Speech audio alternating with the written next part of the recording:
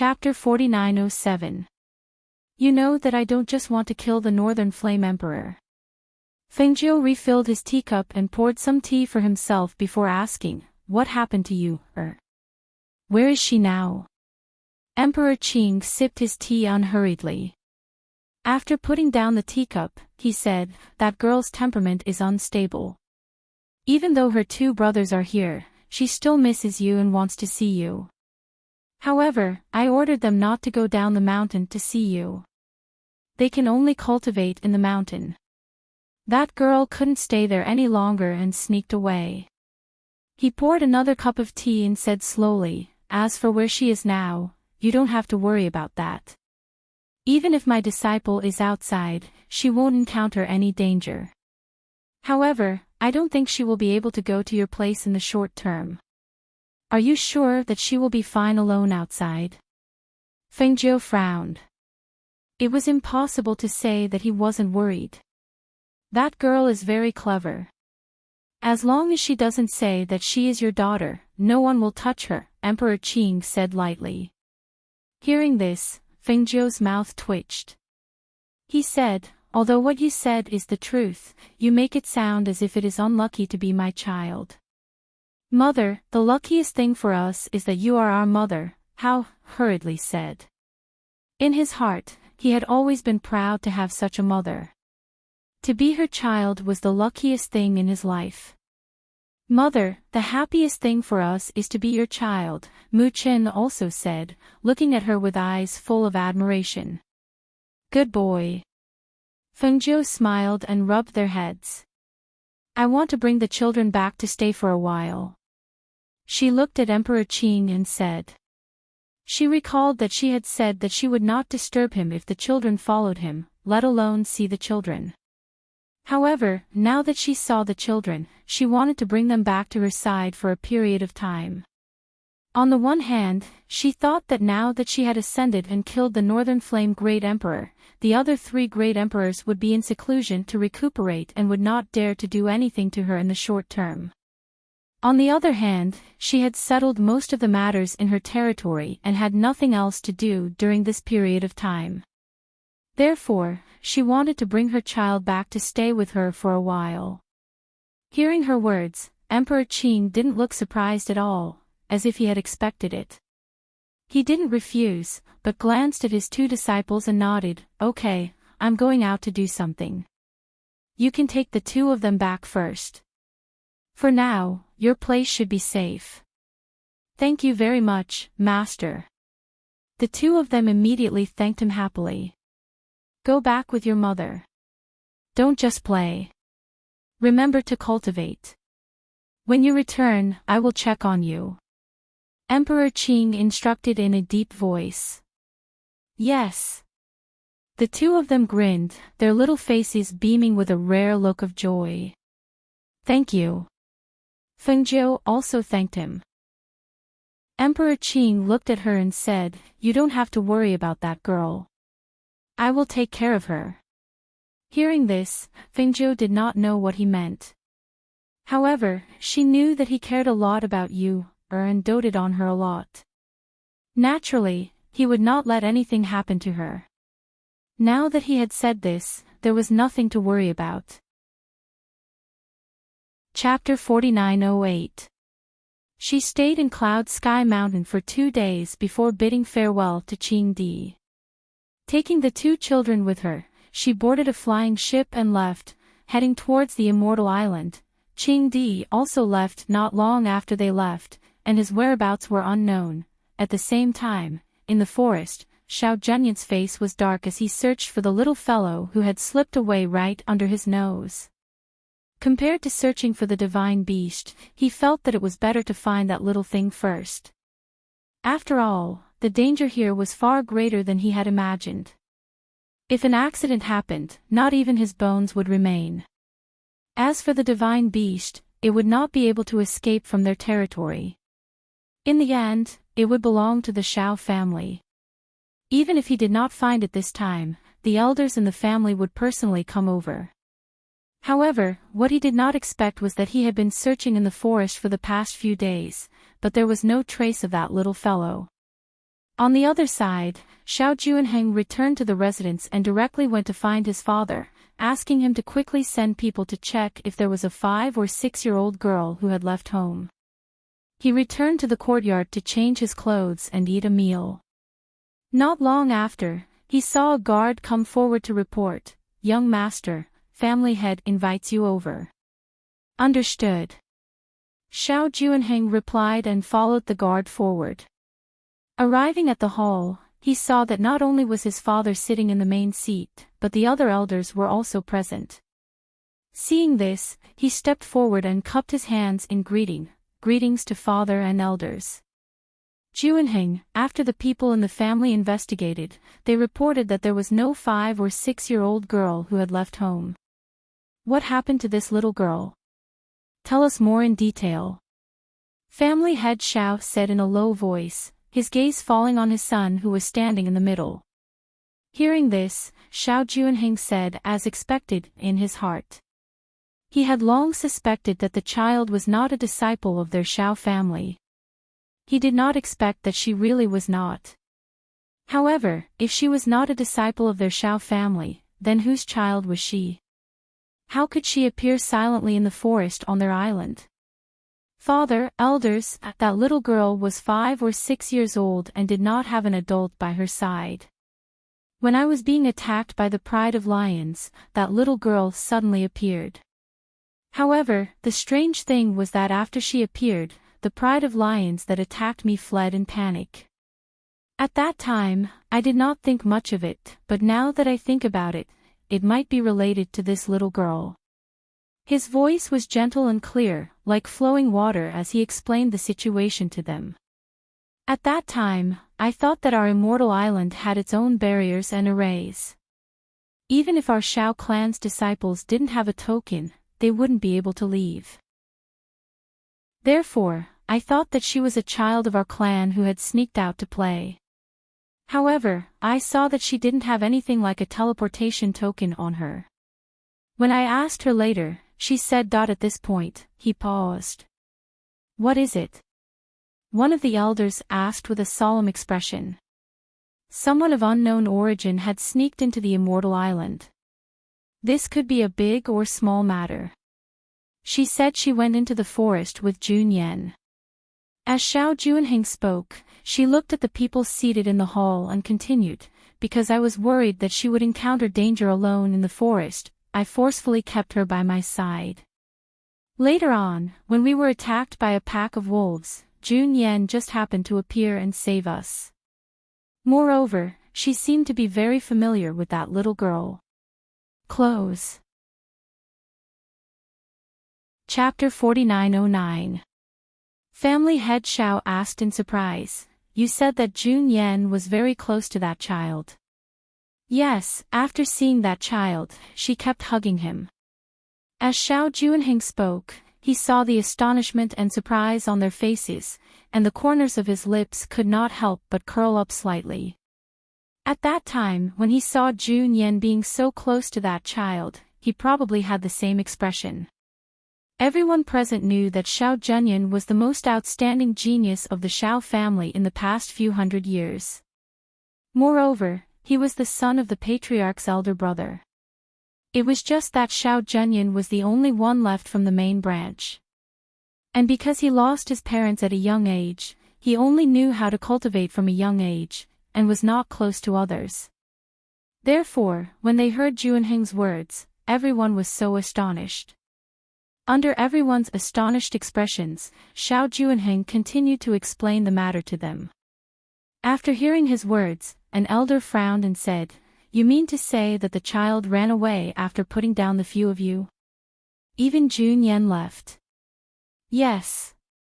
Xiao Juanheng replied, and did not say anything else. The hall was silent for a moment, and after a while, an elder looked at the others and asked, "What kind of person do you think would put a child here? Moreover, it's so quiet. Looks like we have to find that child first." Family head Xiao said, and immediately said to Xiao Juanheng, "Bring some people to search in the forest. After finding that child, do not hurt him. Bring him back first, and we will personally question him." As he spoke, he threw a command token to him. Okay. Xiao Juanheng received the command tablet and responded. After bowing, she withdrew. Yu Er did not know about the matters here, but she knew that she had to hide well, so as to avoid being caught by the Xiao family. After all, she had put down those people, and they would naturally know that she was not a child of the Xiao family. At this time, she was squatting in the cave, roasting a prey that the lion had brought back, and did not know that the smoke from the food she was roasting was curling up from outside the cave. Xiao Junyan had been searching for a few days, but there had been no news. At this moment, he was standing atop the forest on his sword, looking down in all directions. When he saw the place where wisps of smoke were rising, his eyes flashed. When the Xiao clan's disciples entered the forest, they didn't have much time to roast meat. Most of them ate seclusion grain pills. Only the fat baby would think of roasting meat in this place. Thinking about this, the corners of his lips curled up. He knew that the girl was very clever. He immediately retracted his aura and headed towards the direction of the light smoke. Smelling the fragrant meat, Yu Er's small face showed a happy smile.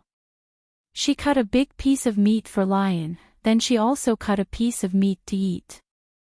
Delicious, so fragrant. My culinary skills are getting better and better. She smelled the aroma of the meat and swallowed her saliva. She tore off a small piece and ate it. The lion was lying beside her, eating roasted meat. Ever since it had followed this little master, it seemed that it had become not too fond of eating raw meat. At this time, one person and one beast in the cave did not know that on a tree not far from the entrance of the cave, Xiao Junyan was pressing down the leaves that were blocking his line of sight. Looking at one person and one beast in the cave, a trace of surprise flashed past his eyes. Chapter 49:10. For a moment, his heart was filled with curiosity, and he increasingly felt that this little thing was very mysterious.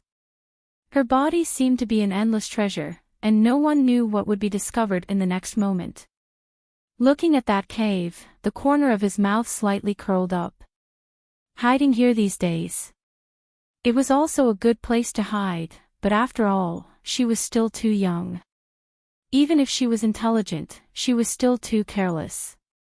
He lightly jumped down from the tree and walked towards that cave. Youth, who was eating barbecued meat in the cave, didn't know that someone was approaching, but Lion was the first to sense that an unfamiliar aura had entered their range, so it immediately rushed to the cave and looked outside. It thought that it would be a beast, but didn't expect that it was actually that youth. Master, that person came again. Lion stood at the entrance of the cave and didn't retreat, because that youth had already seen it, so even if it retreated now, it would be useless. And who found it? Yu Er was startled, then she promptly jumped up and looked towards the entrance of the cave, and saw that person called Xiao Junyan walking towards her. She was stunned for a moment, and immediately frowned. Why is this person lingering like a ghost? Lingering like a ghost. Xiao Junyan stopped his footsteps, and seeing that little thing looking at him with disgust, his eyes also turned cold. Without batting an eyelid, Yu Er prepared to leave the cave with the lion to slip away, but she heard his voice. Where do you want to escape to? What do you want to do? Yu Er stopped her footsteps, and angrily glared at him. I should be the one asking you this question. He walked closer, and at this time, that lion rushed in front of that little fellow, and with a threatening roar, it rushed towards him. He stopped his footsteps, shot a glance at that lion, then looking at that little fellow, he asked, Who are you? How did you come here? His voice paused, and without waiting for her to speak, he said, You are not a person of Xiao family, this can no longer be concealed. I got the news, the family has already sent people to look for you. You better tell me the truth, otherwise, no one will be able to protect you at that time. Yu Er rolled her eyes, not knowing what she thought. She asked, you also came to catch me? Xiao Zhenyan didn't speak, and only looked at her. At first, he only thought that this chubby baby was interesting, but he didn't expect that this little thing was also a little fox, and actually slipped away from his eyes twice. Catch her. He didn't want to, but he also wouldn't let her slip away from his eyes again. Follow me back to Xiao family, he said, looking at her. I will protect your safety. Don't. Yu directly refused. She looked at him, then revealing a crafty smile, she patted the lion beside her. As you can see, this god beast is mine. It listens to me. Hearing this, Xiao Zhenyan looked at her deeply and asked, So? He. She laughed, then patting the lion's head, she said, You stall him, I will run first. After saying that, Yu immediately rushed towards the forest. Xiao Zhenyan was about to give chase when she saw the lion pouncing over. She could only turn around and attack the lion. As the young patriarch of the Xiao family and the future patriarch of the Xiao family, Xiao Zhenyan's strength and talent were naturally excellent. Otherwise, the elders in the family would not have allowed him to come here to search for that mythological beast. Chapter 49:11. After delaying for a while, the lion let out a low roar and quickly retreated. Xiao Zhenyan saw that the lion had retreated and did not give chase. Instead, he chased in the direction that the little thing had escaped. In terms of footwork and movement techniques, Yu was considered to be the best among the three siblings at such a young age. Her speed was also the fastest. With the lion delaying her, she quickly left. As long as she escaped first, it would be easy to meet up with the lion. But what she did not expect was that after she had run a long distance away, she turned back to look and saw that Xiao Zhenyan was chasing after her. Ah! He's coming. Bullying a child. She muttered and yelled as she ran. She didn't care about the direction, she just ran left and right in the forest as fast as she could. It's that child. Up ahead, a group of young boys and girls were gathered together and chatting as they walked. Seeing a child running towards them, they could not help but point at her in surprise. The news from the family said that it's a 5 to 6-year-old child. Isn't that her? Quick! Catch her! One of the youths said as he hurriedly rushed towards the child who was running over. One had to know that catching her was a great merit. Yu was running and she looked back from time to time. For a moment, she did not pay attention to the front. When she noticed those people in front of her, she gave a cry of surprise and quickly changed direction. Quick! Catch her quickly, don't let her escape. Everyone saw that the child had turned a corner and was running towards the other side. They quickly shouted, Surround her! Surround her from that side! Being blocked by these people, Xiao Zhenyan, who had been chasing from behind, had also caught up. When he saw the disciples of the family holding swords in their hands, he immediately frowned and shouted in a cold voice, Don't hurt him. Everyone was startled. When they heard the voice, they looked towards the direction of the voice. When they saw that it was Xiao Zhenyan, their faces changed and they quickly called out respectfully, Young lord. Keep your swords. Don't hurt her. Xiao Zhenyan ordered coldly. Gathering his breath, he rushed forward and grabbed at the little thing. Ah! Yu cried out in alarm, but her body nimbly dodged. Xiao Zhenyan grabbed at thin air and was stunned for a moment, as if she had not expected this chubby baby to be so skilled. She leaned forward to grab at her again. At this moment, the roar of a lion sounded. Roar! Ah! Berserk beast! No! That was a divine beast. Look at the pattern on the lion's head. Hiss! How could this be? Did someone form a contract with this divine beast? One of the youths sucked in a breath of air as he suddenly realized that the young master was here. His eyes shone with surprise. Could it be that young master has contracted with this mythological beast? But just as they were talking, they saw the divine beast pounce forward. They thought that the divine beast was going to pounce on the child, but they didn't expect it to pounce on their young master. Young master, be careful. Everyone was so frightened that their faces changed, and they instinctively cried out in alarm. They saw their young master's hand that was reaching out to grab the child paused, and he clenched his fist tightly. Above his fist, a stream of air that was visible to the naked eye condensed, and with an extremely fast speed, he swung his fist towards the head of the divine beast. Her ran away, and when she turned around to look, she saw Xiao Zhenyan's fist heavily smashing onto the lion's head, and the lion's claws also fiercely scratched his arm, leaving behind several deep marks. Chapter 49:12. Audacious evil creature. You dare to injure my Xiao family's young master. A sharp and low roar came from the sky. Accompanying the roar was a powerful pressure and a golden net that glowed with golden light. Looked towards the direction of the voice when she heard it, only to see a group of cultivators wearing the same color black robes descending from the sky. Among them, 8 of them were holding a corner of the golden net in their hands as they covered the lion below, as if they wanted to capture it. Immediately, she exclaimed, "Lion, come back."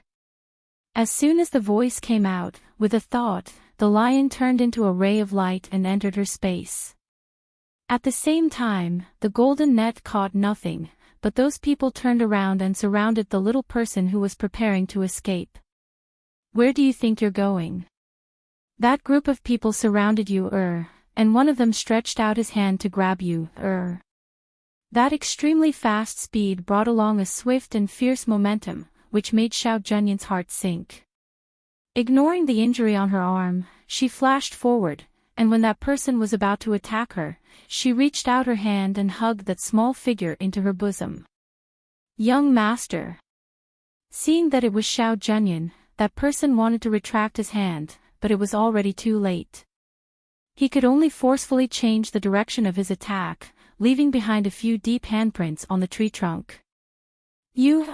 Was protected in her embrace, and as Xiao Zhenyan turned around, she saw the handprints left behind by that person who had attacked the tree trunk.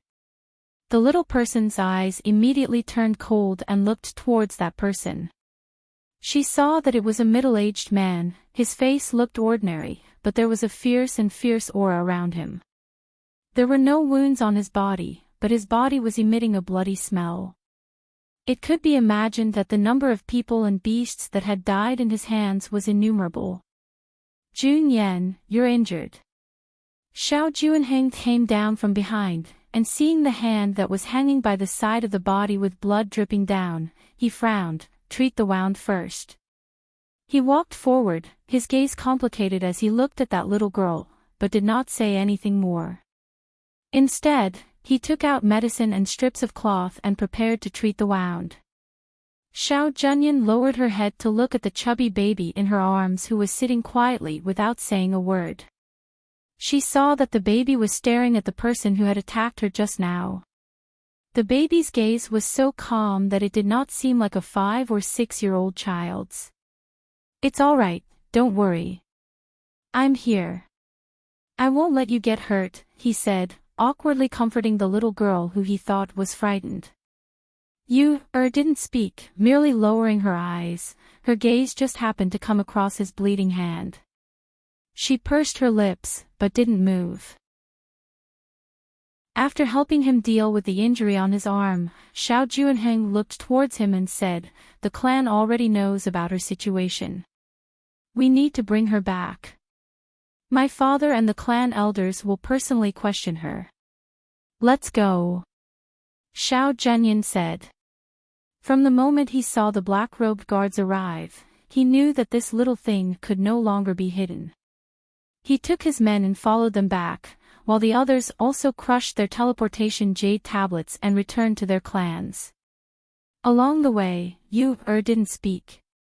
Only when they arrived at the entrance of the immortal mansion did she speak. Put me down, I will walk by myself. Hearing that, Xiao Junyan glanced at her and put her down. Chapter 49:13.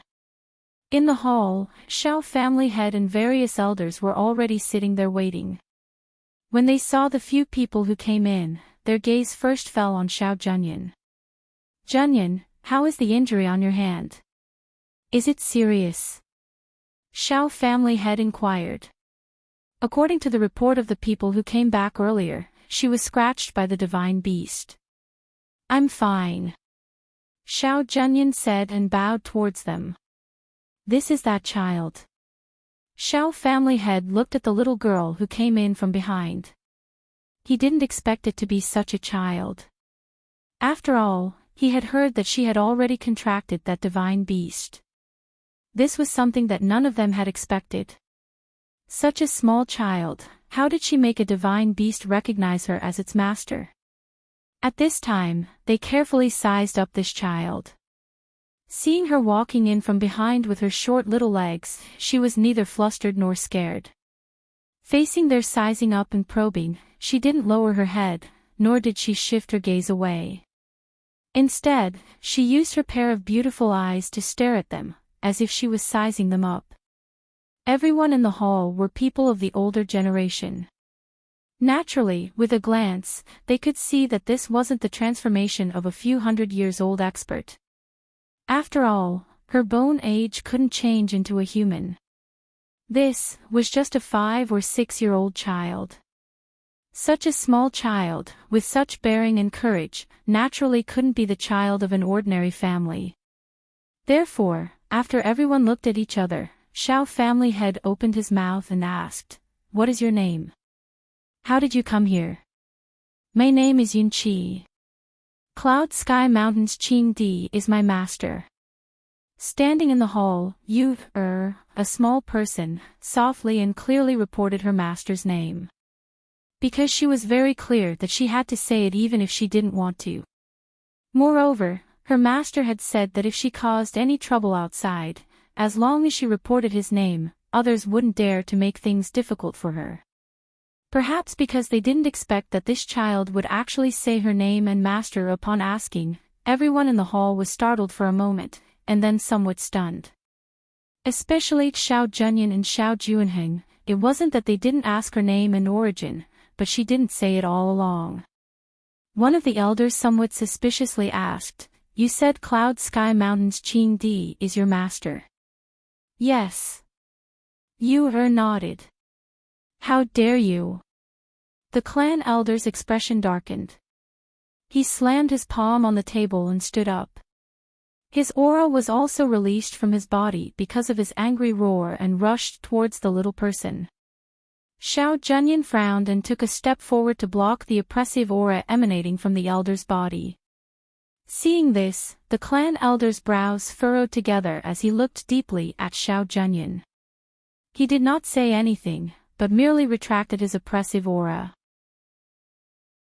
Being blocked in front of her, Yu-er glared at him, then poking the waist of the person in front of her, she said softly, "You are blocking my line of sight." She wasn't afraid of that old man's pressure. If he dared to bully her, she would definitely complain to her master. She wanted her master to help her vent her anger. Xiao Junyan heard the words behind him and the corner of his mouth twitched. He stepped aside slightly and glanced at her at the same time. Seeing that she was as fearless as a little beast, he sighed softly in his heart. She was still young after all and did not know any better. She did not know that the clan elder's oppressive aura could cause the blood and qi in her body to churn and cause her internal injuries.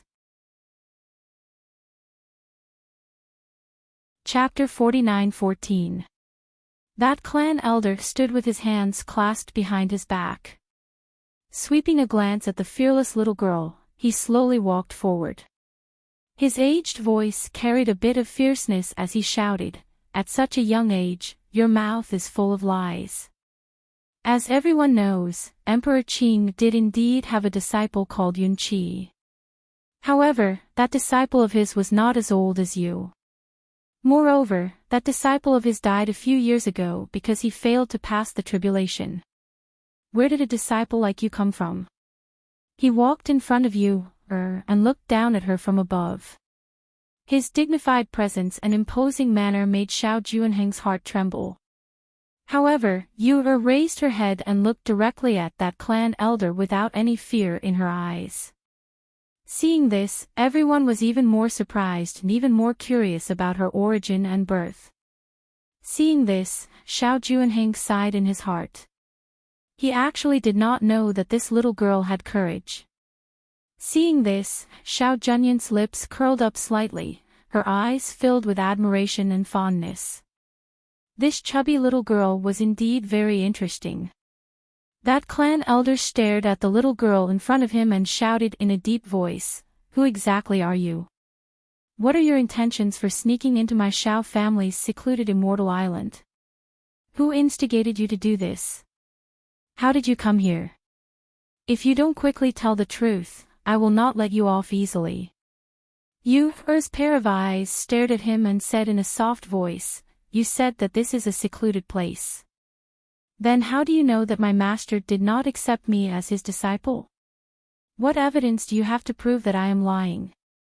Then, she paused and stared at him with her clear eyes. With a serious face, she said, "I'm not a 3-year-old child anymore. It's useless to threaten me. I'm not afraid of you. Also, don't bully me just because you're older. I can't beat you, but my master can." Hearing her words, everyone's mouth twitched. Did this child become a spirit? Or were all the children outside this quick-witted? That clan elder was refuted by such a child. Immediately, he blew his beard and glared at the chubby little girl in front of him and asked, "You say that you are Emperor Qing's disciple. What proof do you have?" Yu blinked and asked curiously, "What proof do I need? I am obviously my master's disciple. My master and I both know that. What proof do I need?" This question instantly left the elder speechless. Everyone in the hall also fell silent. In an instant, the hall was filled with a strange and inexplicable silence. There was a trace of a smile on Xiao Junyan's face as she said, "If you want to know if what she said is the truth, you only need to send someone to investigate." Cough. Xiao Clan Master coughed, then immediately whispered a few words to a person behind him, then looking towards you, he asked, "Did you contract that god beast?" "Yes." Yu nodded and said.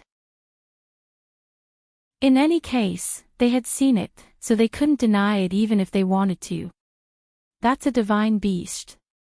How did you make it willing to contract with you?" Patriarch Xiao asked again, unable to hide his curiosity. "It was originally not a god beast, it was originally only a peak-level holy beast, and was still a bit lacking from god beast." Yu gestured with her little hand. Hearing this, the expressions of everyone in the hall changed slightly.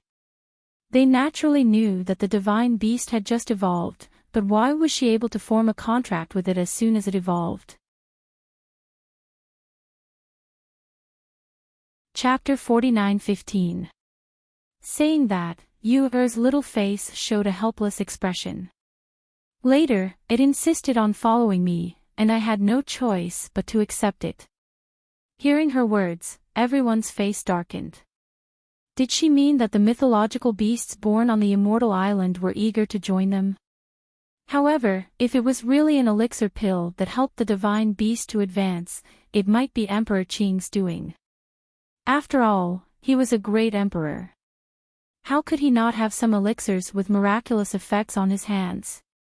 Could it be that this little fat girl with a fox-like temperament was really Emperor Qing's disciple? If so, then her coming here was Emperor Qing's doing. But, if that was the case, what was Emperor Qing's intention? For a moment, countless guesses flashed through everyone's mind, but in the end, they all turned into light sighs. It seemed that they could only wait for the news to see if this little girl was really Emperor Qing's disciple, as she said. Take her away and guard her. Xiao family head said and ordered people to take her away. At this time, Xiao Junyan stepped forward and said, Second uncle, I will take her to my courtyard. Hearing this, Xiao family head frowned and said, Junyan, her identity is still unclear, and there is a mythological beast by her side. It is not appropriate to place her in your courtyard. I will only be at ease if I personally watch her. Xiao Junyan said. Seeing this, the Xiao family's patriarch frowned and remained silent. He did not reply, as if he was thinking about something. The elders in the hall also did not speak, because what Xiao family had said was right. This child's origin was unknown, and under the situation where her identity was still uncertain, how could they place such a variable by their Xiao family's young master's side? It was too dangerous. Xiao Juanheng saw that some of the elders wanted to speak, and immediately stepped forward and said to the person on the main seat, Father, she and Jun Yan are familiar with each other in the forest. With Jun Yan looking after her, there should not be any big problem. If you are worried, I can also help to look after her. You heard them talking, and her eyes moved around, staring at each of their expressions, and secretly curled her lips. Look at her. What? Did they think she was a dangerous person? She had already reported her master's name, and these people were still guarding against her like they were guarding against a thief. Really boring. I'll take her back first. Xiao Junyan also didn't wait for them to say anything. Directly turning around, she stretched out her hand and scooped her up, then walked out with large strides. Looking at this scene, everyone in the hall frowned even more. One of the elders asked, Why is Jun Yan so concerned about this child? Right now, her identity is still unclear. If she were to do anything to harm Jun Yan, the way I see it, she wouldn't dare. After all, this is our Xiao clan's territory. If she really hurts someone, she won't be able to leave alive. Another elder said. One of the elders said, Patriarch, if this child is really Emperor Qing's disciple, shouldn't we inform the Patriarch? Patriarch Xiao nodded and said, Yes, once I have confirmed the news, I will personally inform the ancestor. After all, this is related to Emperor Qing, so we can't be careless. Moreover, if he is really Emperor Qing's disciple, why did Emperor Qing send him here? I guess I'll have to ask the Patriarch. Everyone saw that he already had an idea, so they didn't say anything more. They stood up, cupped their hands, and left one after another. Chapter 49:16. On the other side, Xiao Junyan brought back to her courtyard and settled her down. After that, she instructed the kitchen to prepare some food. Originally, there were no servant girls in the courtyard, but because of her arrival, she sent people to the front courtyard to get 2 servant girls to serve her. Under the guidance of the 2 servant girls, entered a side room to take a bath. After changing her clothes, she came out and saw Xiao Junyan, who had already changed his clothes, sitting at the table in the courtyard. And at this time, there were more than 10 exquisite dishes emitting fragrance on the table. Those exquisite dishes were only a small dish, about 2 people's share. More than 10 small plates had different dishes on them, which made people's appetite greatly aroused. This is made by your kitchen. Sat at the table and looked at the exquisite dishes on the table. Her eyes were shining. And, try it. He picked up some dishes for her and put them in her bowl.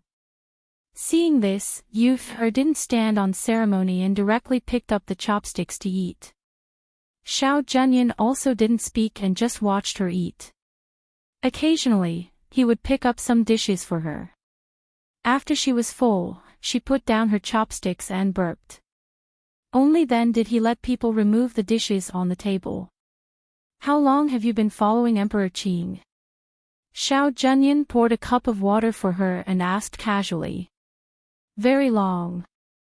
Yu said with a smile. Is there food in the mountains? There is. There are wild game in the mountains, and Master will let us go down the mountain to buy. Yu got down from the chair and walked around the courtyard looking all around. Emperor Qing has other disciples besides you. Xiao Junyan's eyes flashed and asked again. Yes, I also have 2 senior brothers. She wasn't afraid to let him know about this. After all, as long as they investigated, they would naturally find out. Her master had accepted the 3 of them and didn't hide it. Many people knew about them. On this side, Xiao Junyan intentionally or unintentionally inquired about her information. On the other side, the people of Xiao family also spread the news and came to know that a little girl had entered their place. Moreover, that little girl had stayed alone in the forest for many days and was only discovered recently. For a time, the people below were discussing, but more of them were curious. In the early morning of the next day, Xiao family head received the news and called Xiao Junyan and Yun Qi. Yu got up early and rode the lion in Xiao Junyan's courtyard. After hearing the summons of Xiao family head, she rode the lion and followed Xiao Junyan to the front courtyard. Everyone of Xiao family was already very curious about her. At this time, knowing that Xiao was summoned, many people came early to watch. When they saw that little girl riding a majestic lion and following their young master to the front courtyard, many people were endlessly astonished. Did you see that? It's that lion. That's the divine beast that advanced a while ago. I didn't expect it to become her mount.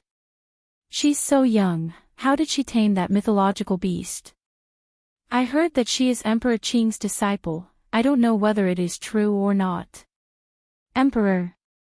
Is he an expert on the same level as our family's great emperor? Another young man asked.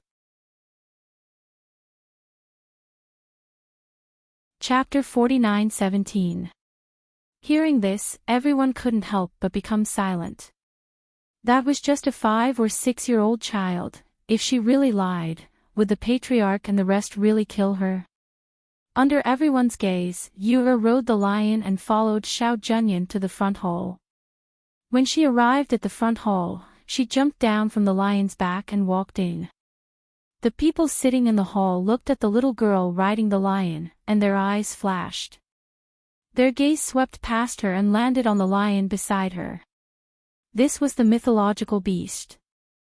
They didn't expect that the mythological beast that was born with great difficulty was actually contracted by a little girl from outside. Family head, clan elders.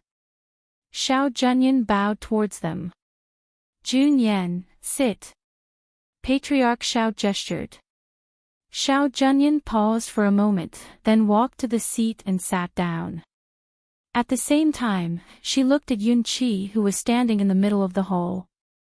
From yesterday's intentional or unintentional inquiry, she could conclude that she was indeed the disciple of Emperor Qing. Therefore, at this time, she was not worried about her. Yun Qi, you said you are the disciple of Emperor Qing. Then let me ask you, how many disciples does Emperor Qing have? Patriarch Xiao asked, his dignified gaze landed on the little girl standing there. My master has 3 disciples now, and there are 2 senior brothers in front of me. Yu said, her big eyes looking at Patriarch Xiao without fear. Hearing this, Patriarch Xiao and an elder sitting on the left side looked at each other and asked, it is said outside that Emperor Qing obtained an ancient god-striking whip from immortal Ling Mu. This whip is also called 9-section red flame phoenix scale whip, and he gave this whip to his little disciple as a weapon. Since you are the disciple of Emperor Qing, you should know about this whip. Hearing this, Yu turned her hand and took out that whip from her space. Smiling, she said, you are talking about this. It is indeed a gift from my master. Could it be that this is the so-called proof that you are talking about? Looking at the whip, many of the elders stood up and stared at the whip. They had also heard about this whip, but this whip was in immortal Ling Mu's mirror flower water moon spiritual land, and for many years, no one was able to take it out. They didn't expect that. Can I have a look? Seeing that whip, Patriarch Xiao was sure that she was by his side. He had only heard of the power of this whip but had never seen it before. Sure. Yu answered. She wasn't afraid that her whip would be taken away by others, rather walked forward and handed over the whip to her. When she first obtained this whip, she was worried that someone would snatch it away from her. However, her master told her not to worry. Other than her, no one else would dare to use this whip or snatch it away from her. At that time, she didn't know. Only after a period of time did she find out. It turned out that her master had spread the word that the owner of this whip could only be his disciple. If anyone dared to snatch it, or use it, their entire family would be exterminated. It was also because of these words that those people looked at her whip. Even though they were envious, they only dared to look and did not dare to take her whip away. Otherwise, the person who snatched the whip would definitely have the ability to withstand her master's fury and killing intent. Otherwise, who would dare to rush to their deaths? No matter how good a treasure was, if it couldn't be used, then it was no different from trash. Chapter 49:18. The clan elders also came forward to take a look. In their eyes, for them to call it a treasure, it was naturally an extraordinary treasure. But looking at this whip, they didn't dare to have any random thoughts. Now that they saw this whip, they naturally confirmed the identity of this little girl as Emperor Qing's disciple, Yun Qi. Not to mention that they couldn't have any ideas about this whip, they had to treat her as a distinguished guest and couldn't neglect her. Not to mention her origin, just the fact that her master was Emperor Qing was already extraordinary. Patriarch Xiao walked down and personally handed the whip to her, saying, "Now that we have confirmed that you are Emperor Qing's disciple, how did you appear here? Does your master know?" Yu'er's eyes moved, and she said, "My master asked me to come out and gain experience, but I also don't know how I came here. Originally, I also didn't want to come here." "Oh. Then where did you want to go?" Patriarch Xiao asked. Yu'er pursed her lips and shook her head, "I can't say." Hearing this, Patriarch Xiao laughed and said, "Well, now that you are here, do you want to go back to Cloud Sky Mountain? Or do you want to stay in Xiao family for a while? Or do you want to go to the place you originally wanted to go? Do you need me to send someone to send you? You can send me out of the enchantment here. I can go back by myself, there is no need for you to send me," she quickly said. She sneaked out and hadn't seen her mother yet. She didn't want to go back so quickly. "That's fine, then." Before he finished speaking, Xiao Zhenyan stood up and interrupted him at the same time. "Patriarch, let me send her back. After all, she is still so young, it is not safe for her to be alone outside." "No need, my master asked me to come out and gain experience, so he wanted me to be alone," Yu'er immediately said. Since she was Emperor Qing's beloved disciple, with Emperor Qing's ability, it was naturally impossible for him to let her be alone outside. He must have made some arrangements. He was also clear about the divine sense of an expert. He guessed that it was Emperor Qing's divine sense. With her, if she really encountered any fatal danger, he would definitely appear to save her. If he sent someone to protect her, it would be unnecessary. Thinking of this, he said to Xiao Zhenyan, "Zhenyan, you are the young master of the Xiao clan. Our Xiao clan has been in seclusion for many years.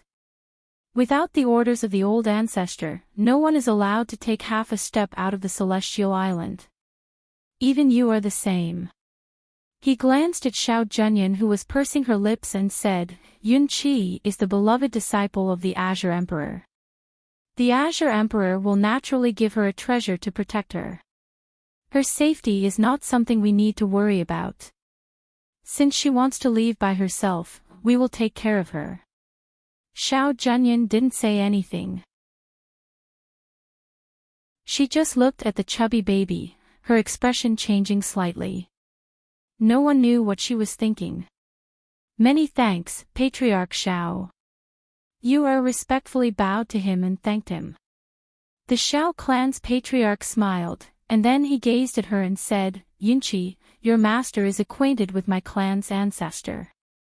Since you've come here, then stay for a few more days before you leave.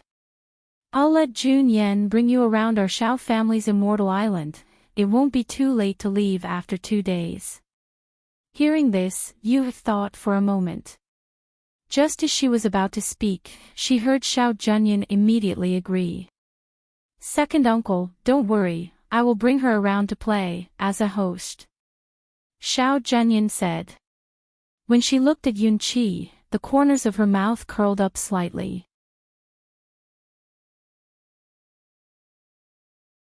Chapter 49-19.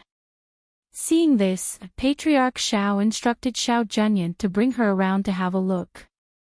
After watching the 2 people and 1 beast leave, an elder stroked his beard and said, I really didn't expect that she was the disciple of Emperor Qing. It seems that this lion can't come back. Ha, it's fine. After all, it only advanced after eating her elixir. It can be considered to be fated with her and should belong to her. Patriarch Xiao Junyan waved his hand and said with a smile. It was just a divine beast, he wouldn't be too calculative. On this side, the people in the hall were sitting and chatting about some things. On the other side, Xiao Junyan brought Yu to the Xiao family's immortal residence to have a look around. On the other side, Fengjiu brought her 2 sons to the immortal island. When the flying ship arrived at the immortal island, she brought them down from the flying ship and took a deep breath before walking towards the boundary. She threw out the flying feather from her waist and sat on it. She reached out and hugged her 2 sons who were sitting on her left and right. She smiled and said to them, Look, this is our home. After Mother has cleared all the potential dangers, I will bring you back to live here. Mother, this place is really beautiful. It's like a fairyland. It's even more beautiful than Master's Cloud, Sky Mountain and Immortal Elder Ling Mu's place. Hao said as he looked at everything below with shining eyes. Mother, there's a rainbow bridge over there. Hao pointed at the rainbow bridge with a surprised look on his little face. Yes, Mother will bring you there to have a look. Fengjiu said with a smile and led them to the rainbow bridge. They didn't get down to walk but sat on the flying feather and slowly flew over. The 2 children stretched out their hands to touch it, as if they could feel the rainbow between their palms. That kind of feeling was very strange. Everything here is formed by the immortal qi. It's all real and won't disappear. Other than here, the other places are also very beautiful. Some time ago, Mother took over the immortal island of another great emperor. Now that the 2 islands have merged, the place has expanded a lot. Even if you want to tour the entire immortal island, I reckon that you won't be able to do it without 2 or 3 days. Fengjiu chuckled and led them to the immortal residence. She said, because Du Fan and the rest can't come up, there are fewer people here now. But during this period of time, I brought a few interesting people over. One of them is a very good cook. Later, I'll let her cook something delicious for you. Okay. The eyes of the 2 brightened as they responded in a crisp voice. Then, they thought of their father and asked, Mother, when will Father be able to come up and be with us? Your father's situation is not very good, but when he wakes up, it's estimated that the day of ascension will not be far away. She said softly and rubbed their heads. She smiled and said, Don't worry about him. He's nurturing his spirit. It's very safe there and nothing will happen to him. If we wait for too long and he doesn't come up, then Mother will think of a way to break through the isolation of the heaven realm of the 9 heavens and bring you down to find him. Mother, will grandfather and the others come here to live with us in the future? Mu Qin asked. He missed his relatives in the distant land. Hearing this, Fengjiu smiled and said softly, as long as they want to come, naturally they can come up and live with us. However, the Feng family's old house is where your grandfather and great-grandfather grew up. They have feelings for it. They might not want to leave it. In the future, even if the two places are separated, as long as the heaven realm is connected, it will be very convenient to go back and forth.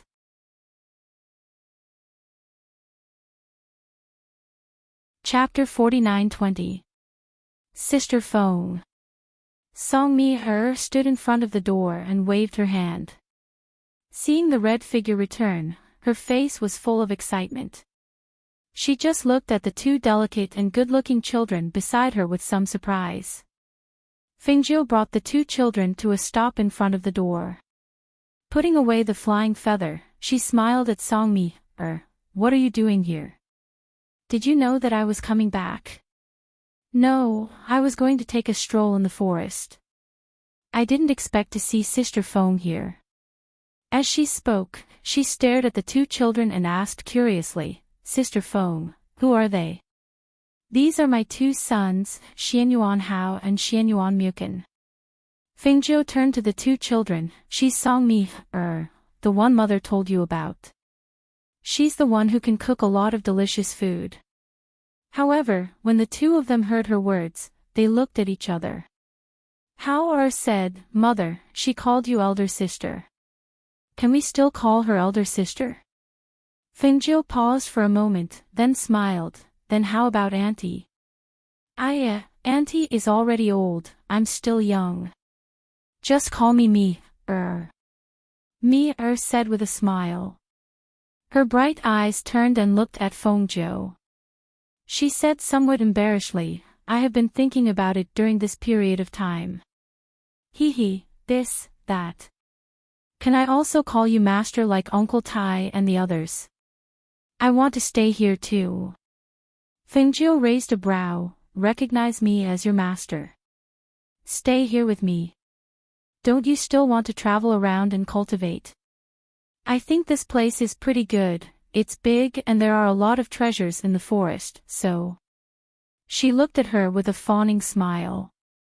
More importantly, she was the Empress of the Phoenix.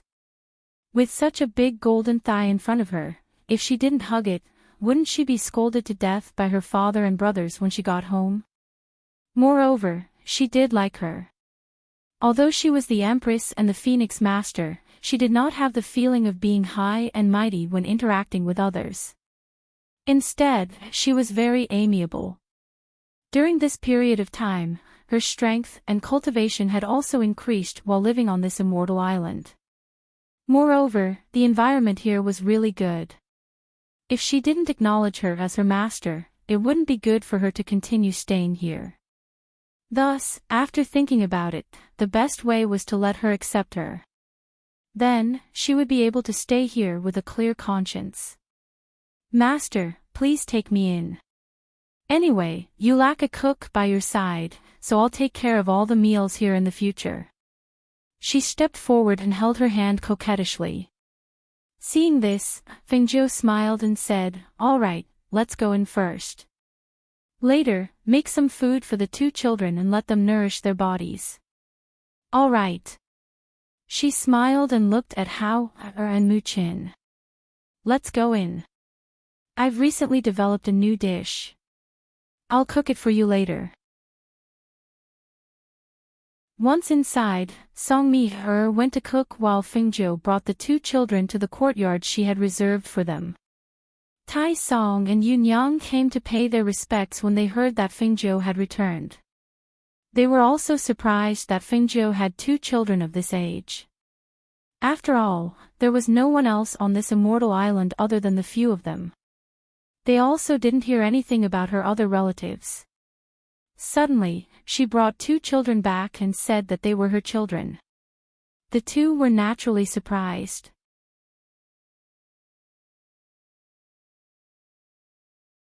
Chapter 49-21. After paying their respects, the two of them retreated. After they left, asked, "Mother, why did you want to bring them here?" Even though there was no one by their mother's side to order around now, when Du Fan and the rest came up in the future, there would be no need to worry about not having people by her side. Therefore, he was puzzled as to why she would accept those two people who did not seem to have any special characteristics. Tai Song is a very outstanding weapon refiner. Keeping him is naturally to allow him to refine some weapons and the like in the future. She looked at the two children with a smile and said, "As long as he is talented and you feel that he is useful, you can keep him here." Hearing this, the two nodded, but in their hearts, they were thinking about their mother's words. As long as he was talented, no matter what kind of person he was, she could keep him for her own use. Because of their arrival, the Fire Phoenix, Old White and the rest also came in front of the two and circled around them. Seeing this, Fengjiu smiled and said to the few contracted beasts, "All right, you can all disperse." Saying this, she looked at the two children and said, "You two take a rest first. I will call you when it's time to eat. Tomorrow, Mother will accompany you to take a look around." "Okay." The two of them responded. After watching her and the contracted beasts leave, they went to the courtyard their mother had prepared for them to rest. The difference between this place and their master's Cloud Sky Mountain was that there were transformed immortal servants here. Some of these immortal servants were transformed from red-crowned cranes, some were transformed from flowers and spirit herbs, so they could be ordered around. Moreover, this place was also big. The two of them each had an exquisite and secluded courtyard, and there was also a distance between them. For them who often stayed in the cave, naturally, they preferred this kind of secluded and elegant courtyard. Compared to their comfort and happiness in this immortal abode, youth, on the other side, was extremely bored. Even with that Xiao Junyan accompanying her to go sightseeing, she still had a look of complete lack of interest. After staying for 2 days with great difficulty, early in the morning, she ran to the Xiao family's head and said that she wanted to leave. "You are leaving? Not staying for a few more days?"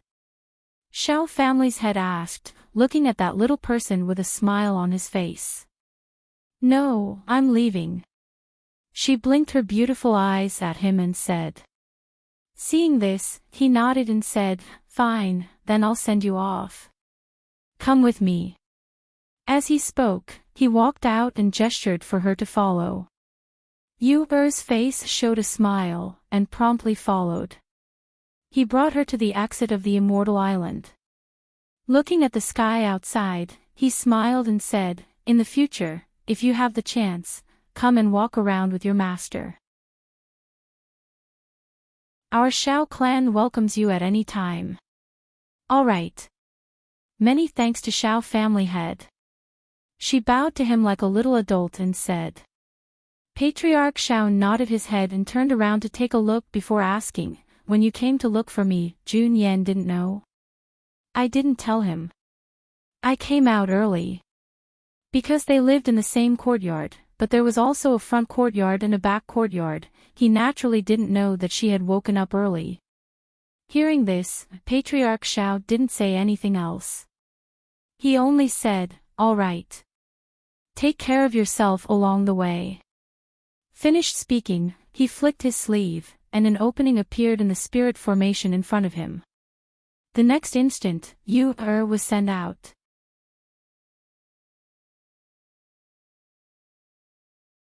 Chapter 49-22. As soon as he turned around, he saw Xiao Junyan rushing over from afar. Seeing this, he paused and waited for him to arrive before saying, "You're late." When Xiao Junyan heard this, his eyes flashed and he looked towards the clouds, but her figure was already gone. In fact, he knew that she had been discharged from the hospital early, but he had rushed to see his grandfather early to ask for permission to leave the island. But in the end, he was not allowed. "After so many years, this is the first time I've seen you care so much about someone."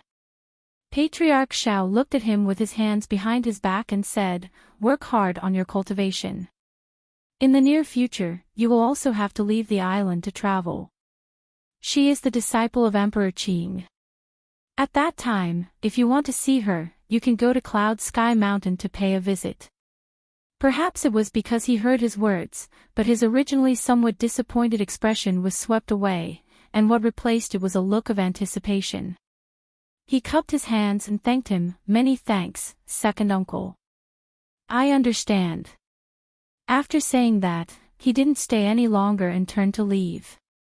Seeing that he had recovered his usual vigor, Patriarch Xiao sighed softly and followed him back. On the other side, Yu, who had been sent away, directly landed on a stage in the city below.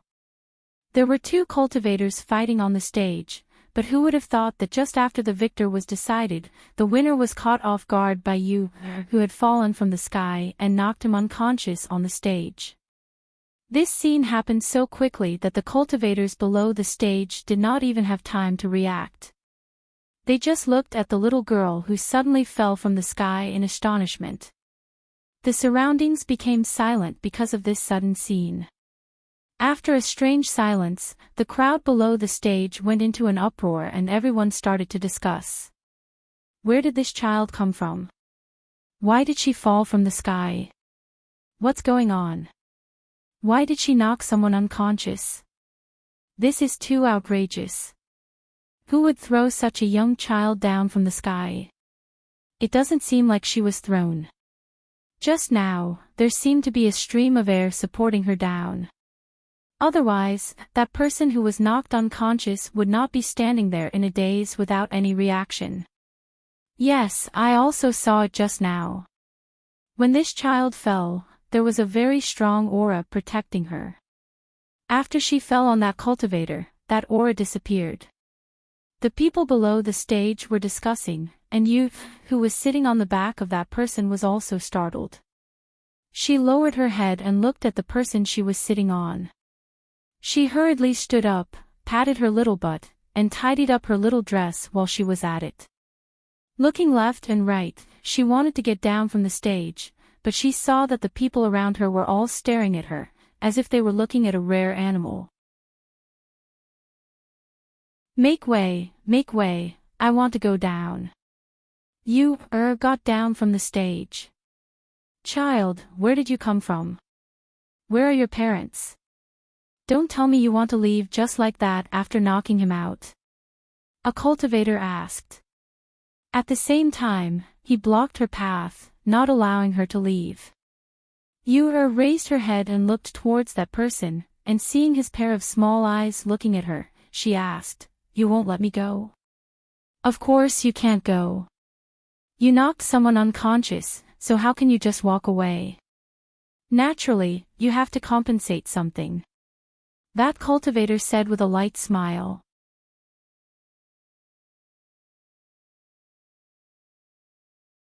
Chapter 49-23. After Yu glanced at that person, she turned around and looked at the person she had knocked out. She said in a soft and tender voice, "He was only knocked out by me. He's not injured. He'll wake up in a while." "Ah! Who said that? Call out your family's lord." That cultivator crossed his arms and sneered. Yu rolled her eyes and looked at him with a sweet smile. "Okay." As soon as her voice fell, she moved her mind. With a flash of light, a majestic lion appeared in front of everyone. Roar! A lion's roar, accompanied by the pressure of a divine beast, instantly scared off the surrounding people. Even the cultivator in front of them retreated in shock and fell to the ground in a moment of carelessness. Yu patted the lion beside her and said with a smile, "What do you want to say? Tell it." Everyone looked at the lion that had suddenly appeared, and they were all dumbfounded with their eyes wide open. If they didn't see it with their own eyes, who would believe that such a little girl actually had such a powerful contract beast? This is a divine beast," a cultivator said and involuntarily stepped back. For a little girl to have such a powerful contract beast, there were only two possibilities. One was that she was born in an extremely prominent family. The other was that she had an extremely powerful backer behind her. No matter which one it was, they didn't dare to provoke them. The surrounding people automatically opened up a path for her. Even the cultivator who had previously blocked her path hurriedly got up and retreated to the side. His gaze was somewhat fiery and somewhat fearful as he looked at the lion. A divine beast. How could such a powerful contract beast be contracted by such a child? Seeing that the crowd opened up a path, the lion lay down and allowed its little master to climb on its back. Immerse summoned the lion. Naturally, she didn't want to hide it in the space. After all, she was a child outside. In order to avoid unnecessary trouble, it was best to have something to shock them so that those with evil intentions wouldn't dare to have any ideas about her. Therefore, after the lion lay down, she turned over and rode on its back. Only then did she walk through the path that the crowd had opened up. Riding the lion, she walked on the streets of the city, looking for an inn to stay at. A divine beast came out of the city. Moreover, it was a little girl who was wandering around on the streets. Once the news spread, the city lord of the city personally came out to see what was going on. "City lord, it's that little girl." A guard pointed at the entrance of the inn in front of them and said, "She's looking for an inn to stay at." The city lord looked at the scene in front of him with his hands behind his back. Because the lion was too conspicuous, everywhere it went, there would be a circle of people watching it. Yes, she should be a foreigner. Moreover, she doesn't have any relatives in this city, so she can only find an inn to stay. However, because that lion is too scary, those inns don't dare to receive her. The guard said in a low voice. Seeing this, the city master paused for a moment before walking forward. When the surrounding people saw that the city lord had arrived, they automatically opened up a path for him. Immerse, who was riding the lion, saw that the crowd had retreated. She turned her head and saw a middle-aged man walking towards her. She didn't say anything and only looked at him.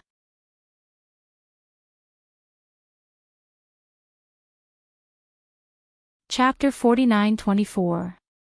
Since she had God Beast accompanying her at such a young age, it could be seen that she either came from a big clan or had a powerful backer behind her.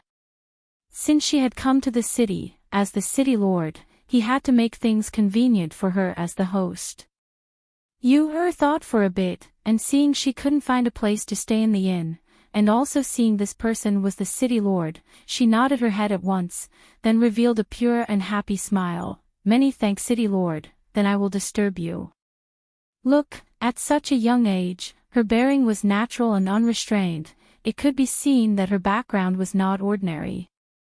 Everyone in the surroundings thought inwardly, and their gaze fell on that child. All of them were guessing which sect she came from. Seeing she nodded her head, the city lord immediately took her to the city lord residence. Seeing this, everyone in the city discussed for a while, then they dispersed. Not to mention the city lord receiving her, even if the city lord didn't appear personally, that little girl had God Beast guarding her side, so ordinary people also didn't dare to rashly make a move against her. In the city lord residence, the city lord personally took Immerse to a courtyard, then said to her with a smile, "Little girl, I still don't know what your name is. Can you tell me?" Immerse looked at this courtyard, and again looked at this city lord. Hearing his self-introduction, she heard that his surname was Gua. Gua clan was a big clan here, and he was elected as the city lord by all the clans in the city. After roughly understanding some matters, hearing his question, she thought for a bit, then said, "My name is Yunqi." "Oh. Yunqi. Where are you from? Why are you here alone?" City Lord Gua asked in surprise. Immerse sweetly smiled, and crisply said, "My master doesn't like me to spread his name everywhere." After that, Immerse asked again, City Lord, which great emperor's territory is this place? Hearing her say that he couldn't spread her master's name everywhere, the city lord pondered, who was her master? When he heard her asking about the great emperor of this region, he couldn't help but smile and said, the great emperor of this territory is surnamed Shao, known as the South Heaven Great Emperor. He is one of the 10 great emperors. You are just a little kid, why are you asking about this? So to say, this place is the territory of Southern Heaven Great Emperor. I heard that a very powerful great emperor had ascended some time ago. Is her territory very far from here? Yuaxian asked, somewhat anxious in her heart. When this Shao clan's master sent her away, why did he send her to their Shao clan's territory? Why didn't he send her a bit further? You are talking about Empress Phoenix Master, she is the first empress in thousands of years. Moreover, she is also an extraordinary character. The city lord smiled and walked to the table in the courtyard. He sat down and said, her territory is indeed quite far from here. After all, the territories are different. As he spoke, he looked at the little girl who had a conflicted expression and asked with a smile, you're so young, so why are you so interested in those big shots? That kind of person isn't someone you and I can meet. However, she just lay on the table listlessly. She sighed and said, I'm just curious. I also want to see her, but who would have thought that she was so far away? Finished speaking, she again sat up and asked, if we go from here, how long will it take to fly?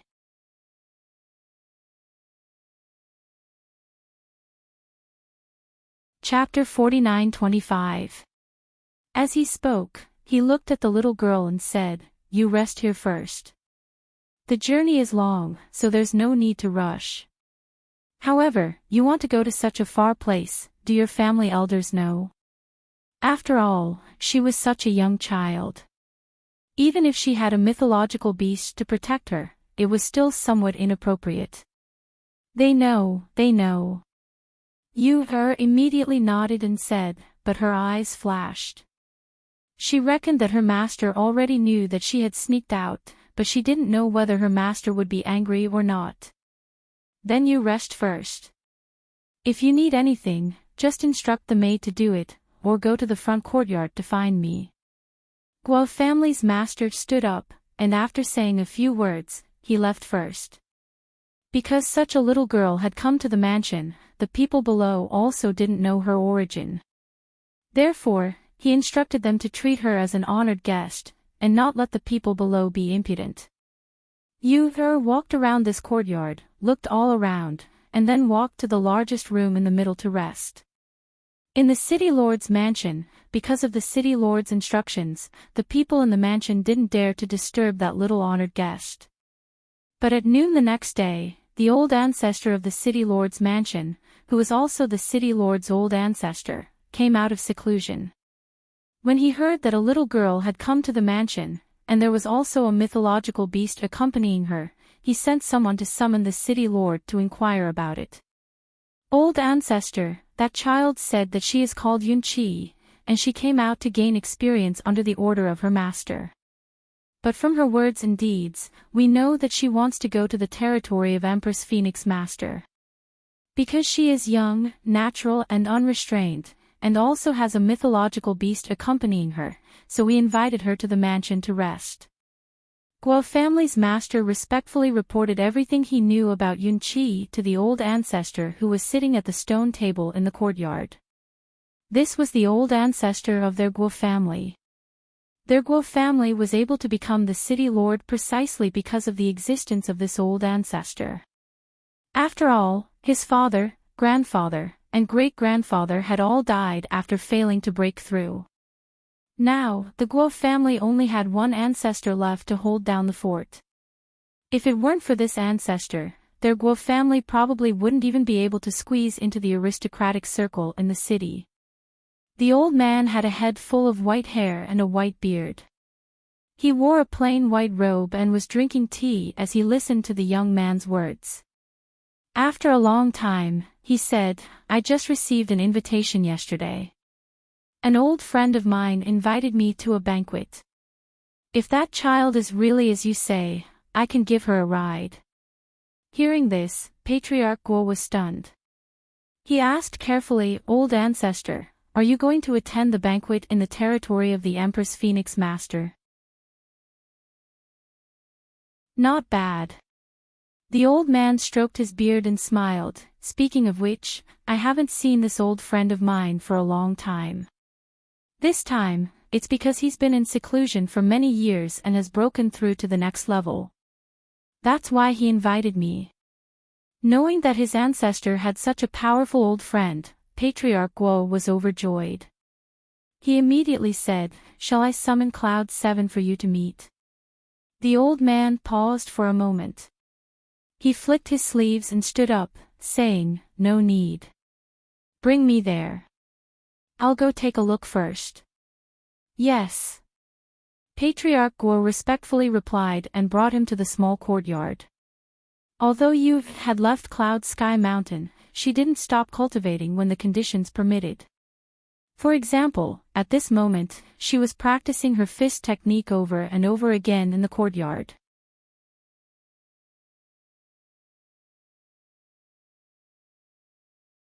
Chapter 49-26. Seeing his family's old ancestor was calmly observing the little girl in the courtyard, Guo family's master also didn't speak, only quietly waited at one side. The old man looked for a while, but he was also unable to see which family this little girl's style belonged to. Then his gaze fell on that lion that was lying at the corner. It was indeed a mythological beast, but this aura should be a mythological beast that had just advanced. Merely, no matter when it had advanced, such a small child being able to contract with this mythological beast was indeed not simple. The lion was lying at the corner of the courtyard looking at the two people at the entrance of the courtyard. After all, this was their place, so it didn't roar at them, only reminding its master. After practicing for a while, Yu stopped, then looking towards the entrance of the courtyard, she softly called out, City Lord. Cough. City Lord Guo lightly coughed, then looking at his family's old ancestor, after seeing his old ancestor enter the courtyard, he hurriedly followed in while saying with a smile, Yunqi, this is my Guo family's old ancestor, he just happened to pass by, so he conveniently came to see if you are accustomed to living here. Hearing this, Yu's beautiful big eyes curved, and looking at the two people with a smile, Many thanks City Lord, this place is very good. Little girl is called Yunqi. The old man looked at the little girl in front of him and asked. N. Yu nodded her head. Seeing her not alarmed, not afraid, and smiling appearance, the old man smiled deepened and said, I heard you want to go to the territory of Empress Phoenix Master. Are you going to visit your relatives or go home? Going to play. Yu said with a smile. So, you don't have a destination? The old man asked again. Yu rolled her eyes, but didn't speak. The old man stroked his beard, then walking to the table and sitting down, he said, This old man has received an invitation from an old friend, and in these 2 days, I plan to attend a banquet. If you are also going there, then I can also give you a ride, so as to save you the trouble of rushing all the way. Hearing this, Yu asked, starting from here, how long will it take for you to reach there? If it was also a month, then why should she follow him?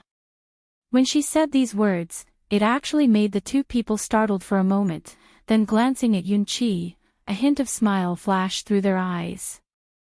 As soon as the little girl said those words, they knew what she meant.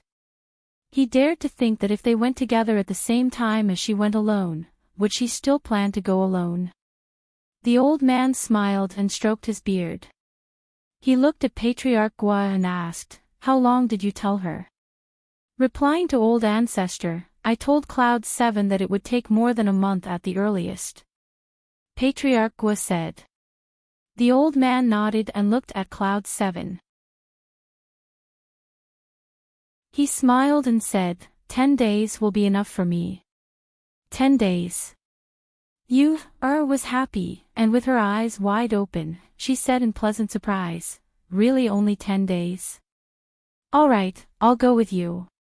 10 days, that would shorten a lot of time. She would be a fool not to go with him. Hearing those words, the old man chuckled. Just as he was about to speak, he suddenly heard his stomach grumbling, and he was taken aback. My stomach is hungry." Touched her stomach without any trace of uneasiness. "I'll get someone to prepare some food," Patriarch Gua said as he turned around and left.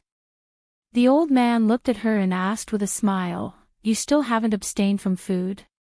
"I usually eat.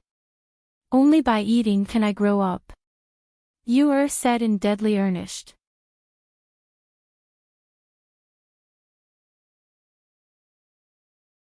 Chapter 49-27.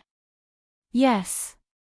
Patriarch Guo replied and glanced at Cloud 7. It seemed that this child was very fond of their old ancestor. One must know that in the entire Guo family, no one dared to speak to their old ancestor in such a casual manner. Next day, early in the morning, Guo family's master passed the prepared dry food, pastries and so on to and said, "There is meat, dry food, as well as some pastries and so on. All of them can be stored for a long time, so it should be enough for you to eat on the way." "Many thanks, City Lord." Received the food and thanked him. "Okay, come up." The old man had unknowingly released a small flying ship. It looked simple and plain. Moreover, it wasn't big. "Goodbye." Yuva waved her hand and jumped into the small flying ship. Because she had kept the lion in her space, although the ship was small, there was still some space for 2 people to sit. No matter if they wanted to sit or lie down, they could sit. The city lord below waved his hand and the small flying ship flew into the clouds. In an instant, it disappeared into the clouds. Seeing this, the city lord watched for a while before turning around and walking back. He didn't expect that the old ancestor, who had not gone out for a long time, would be willing to bring along such a child. However, this time, with the old ancestor accompanying her, that child Cloud 7 should be able to safely reach the place she wanted to go, on the other side, in the Immortal Island, because Fengjiu told Songmi that she wanted to raise the 2 children to be stronger. The food for these few days could be said to be mainly for the 2 children. On one hand, Fengjiu wasn't idle. She brought the 2 children to walk around the Immortal Island that she had merged with. On the other hand, she guided them in their cultivation and let them learn more from each other. It could be said that with their mother accompanying them, although the days here were happy and fulfilling, it was also not easy. However, the 2 children were also happy because they had their mother accompanying them here. On this day, Fengjiu called the 2 children over. Looking at her 2 sons, her eyes were filled with love and gentleness as she said, "Mother will bring you to walk around the city below. It's also good for you to practice and learn how to adapt to any problems." Hearing this, the 2 children looked at each other and asked, "Mother, if we continue like this, won't our identity be exposed?" "What's so difficult about that? I just need to disguise myself." She chuckled, pinched the 2 children's cheeks, and said, "I heard you 2 say that your master also let you 2 train alone. Then let mother see your ability to adapt. When you go down, mother will only watch from the sidelines, and will not help you. Mother, don't worry, we won't let you down." The 2 immediately said, Mistress, I want to go too." Songmi jogged in. "I'll cook for you." Fengjiu smiled, glanced at her, and said, "All right, you can come along too." Mu Chen hesitated for a moment, then looked at his mother and asked, "Mother, are you going to send us away after bringing us out for training?" Compared to his master's Cloud Sky Mountain, he wanted to stay by his mother's side more. Fengjiu rubbed his furrowed brows with both hands and said with a smile, "Don't frown so much at such a young age. Don't worry, I won't send you back so soon. In a few days, Mother will take you to visit your Uncle Mo-chan.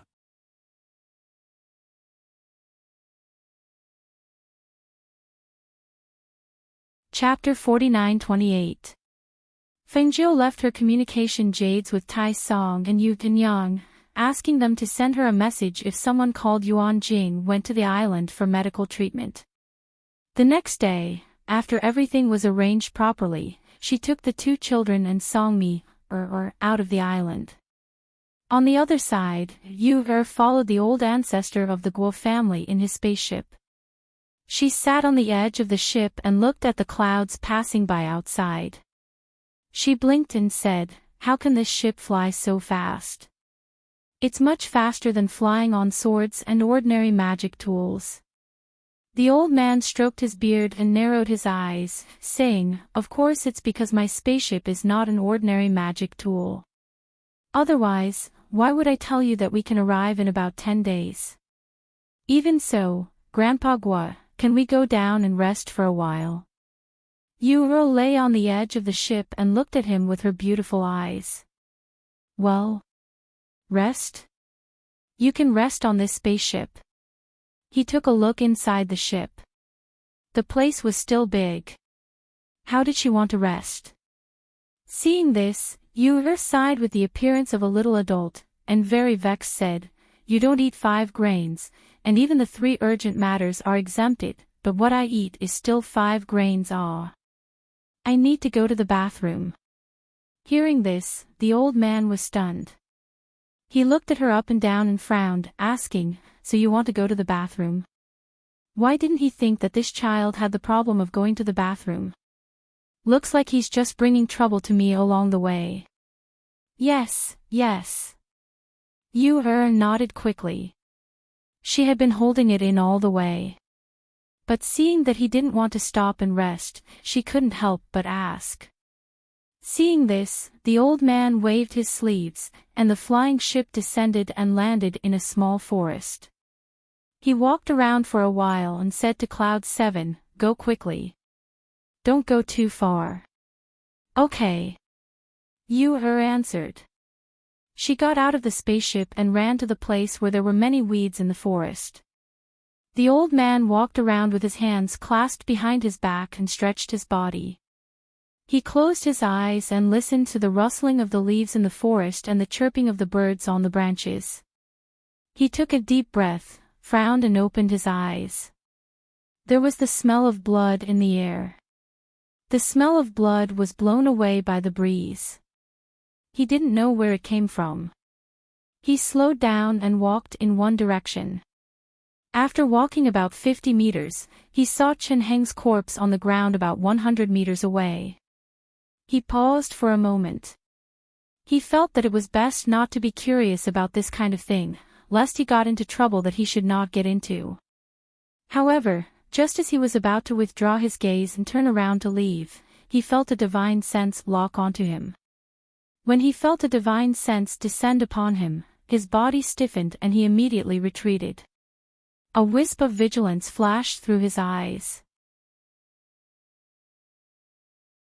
Because just that divine sense alone was enough to make him feel a powerful pressure and killing intent. Swish! Just as he was retreating, a sharp sound cut through the air and attacked Elder Gua at an extremely fast speed. Elder Gua quickly dodged with his instincts and saw the air current shoot into a big tree beside him with a whoosh. Taking a closer look, it was a sleeved arrow that was only as thick as a little finger. It was suffused with a black glow. From the black glow on the tip of the arrow, it could be seen that the arrow was highly toxic.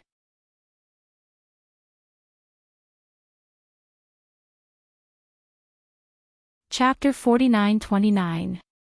At this moment, Old Gua's complexion sunk. The other party suddenly attacked him with killing intent.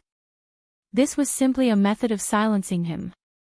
And he had merely glanced at those corpses, that's all, and that person actually wanted to kill him. This clearly showed how vicious his heart was. Who asked you to have bad luck? Unfortunately, you met this lord here. A gloomy and cold voice came over.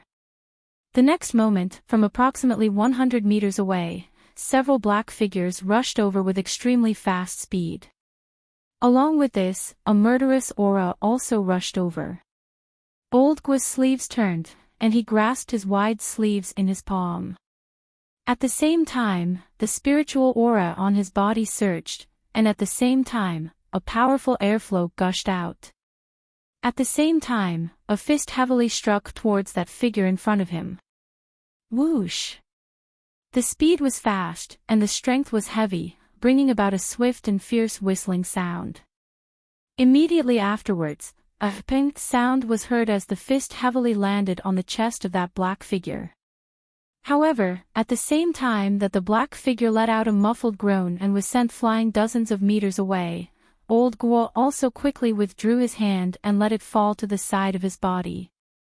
Fresh blood seeped out from his loosened hand and dripped into the soil on the ground. That person had armor on his chest. Moreover, it was that kind of armor with sharp iron. Kill! A kill order was shouted, and several figures attacked.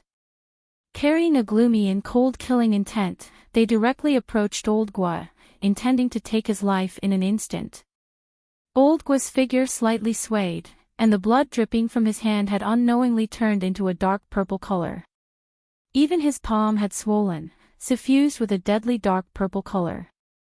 His lips were also suffused with a layer of dark purple color, and cold sweat seeped out from his forehead. At the same time, he spat out a mouthful of blood from his mouth, and rapidly retreated to avoid the attack of those several people. He was fighting with all his might. Merely, the poison flowed along his hand and his chi into his body, making the poison in his body even more profound. At the same time, his fighting speed also gradually weakened, and his dodging figure also slowed down a lot. And precisely because of this, not long after, his body was covered with wounds. Hearing the movement, trotted back, but when she saw the scene in front of her, she was stupefied. She had just gone to relieve herself, but how did Guo family's old ancestor become like this?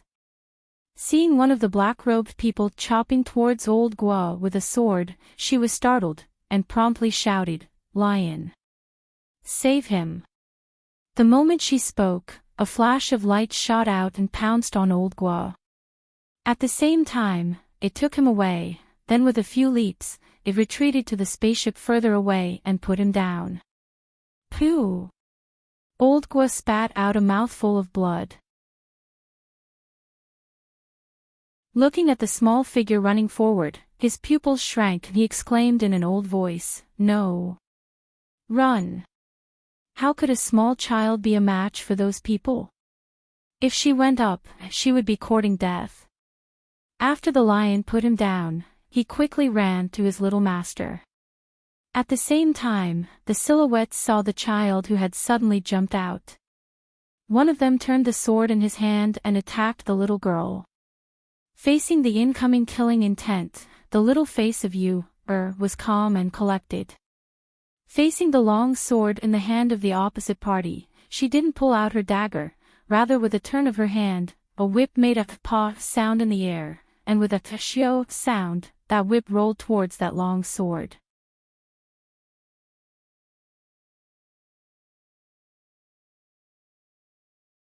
Chapter 49:30. Ah! The flame burned head-on, and that black-robed man instinctively cried out in alarm. His hand loosened, and the sword in his hand was seized by the long whip. Shio! The long whip threw the sword towards one of the figures who was rushing towards the airship. Shio! A chill came from behind, and that black-robed man instinctively dodged. Just when he dodged sideways, he saw the long sword piercing through the big tree not far away. That person's gloomy and cold eyes narrowed, and looking back, his gaze landed on that little girl who was holding the whip in her hand, and his whole body was covered with dense killing intent. Courting death. With a cold shout, that person turned back, and attacked towards that little girl. Roar! Lion roared, and pounced towards the black-robed man in front, and started to tear and bite. Yu's small body strength naturally couldn't be compared to the other party, but she had the advantage in her wonderful movement technique. Moreover, she also had the ancient divine whip in her hand, which increased her fighting strength by several levels. But even so, those few people besieged her, and she also wasn't their opponent. She was forcefully holding on, but she didn't know that those few black-robed men were shocked and astonished. One must know that along with the battle, they would also attack with their pressure, but this little girl was actually able to withstand their pressure. Moreover, she was nimbly dodging their sword. Needless to say, this didn't surprise them. And at the dark place, the leader who didn't appear narrowed his eyes, and stared at the strange whip in the hand of that little girl. His eyes flashed, and don't know what he thought, but suddenly he opened his mouth and shouted, "Retreat!"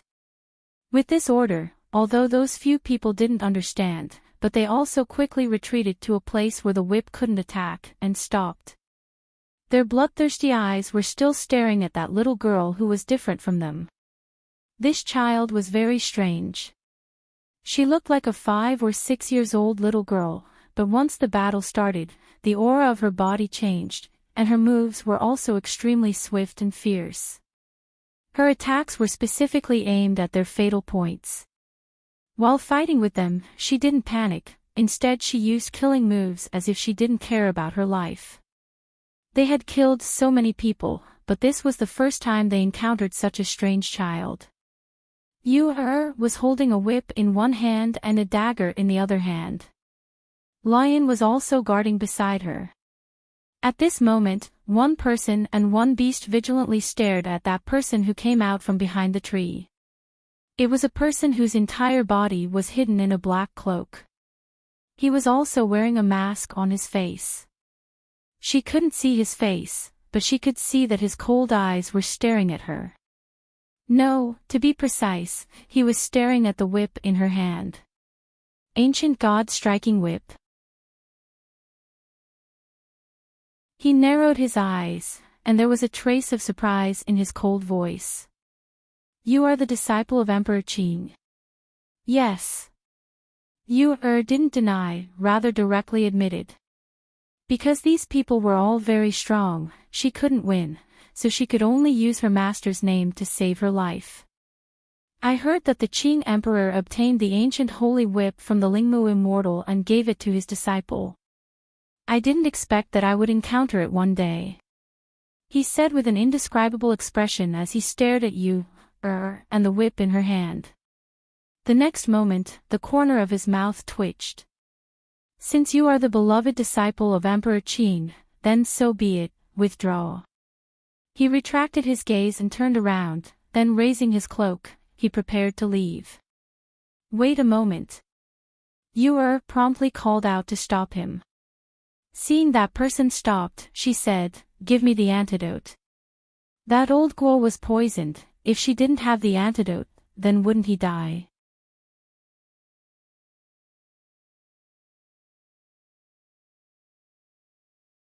Chapter 49-31. Hearing what was said, that masked man sneered, then turning his head to look at Yu, he said, "This lord only heard that Qing Emperor had received few disciples, but didn't expect that there was also such an old fellow." "Antidote," Yu stubbornly said. Staring at that little girl, seeing her eyes were not alarmed and fearless, and instead as if a little beast was staring at him, he pulled up the corner of his mouth, then throwing a bottle to her, he turned around and left. Seeing their master throwing out the antidote, a touch of surprise flashed through the eyes of several black-robed people. Apparently they didn't expect that their master would actually give her the antidote. Several figures disappeared extremely quickly. After they left, Yu secretly sighed in relief, then quickly came to the airship. And at this time, old Guo, who had been holding on until now, seeing Yu dashing over, finally couldn't hold on and fainted. Yu opened the bottle and smelled it. In any case, she had studied medicine for a long time, so naturally she could distinguish clearly if it was poison or antidote. Seeing it was indeed antidote, she quickly poured out the antidote from the bottle and stuffed it into Old Gua's mouth. "Shui Shui, drink some more water," Yu said, then took out her own water and poured it into his mouth. Although the water poured down, it also drenched Old Gua's blood-stained robe. On the other side, several people who followed their master looked at each other, then one of them bravely asked, "Master, is that little girl really Qing Emperor's disciple? Why didn't we kill her? Even if we kill her and seize that whip in her hand, I reckon no one will know." "What a joke." That masked man walking in front sneered, then glancing at that person who spoke, he said, "That whip in the hands of that little girl is ancient times God-beating whip, but if it falls into the hands of other people, then that whip however would be a sect-exterminating ominous weapon. What's more, Qing Emperor that person can give the whip to his disciple, so how could he not have a way to protect his disciple? Do you believe that if we really lay our hands on that little girl, Qing Emperor will certainly appear?" Hearing this, several people were startled, then somewhat hesitantly said, This is impossible, right?" "Impossible? Humph. That's because you all don't know how terrifying Qing Emperor is." He narrowed his eyes and clenched his fists behind his back. He seemed to have thought of something and his breathing became heavier. It was precisely because he knew how terrifying the great emperor's strength was that he guessed that she was the Qing Emperor's disciple after recognizing that the whip in the little girl's hand was the holy whip.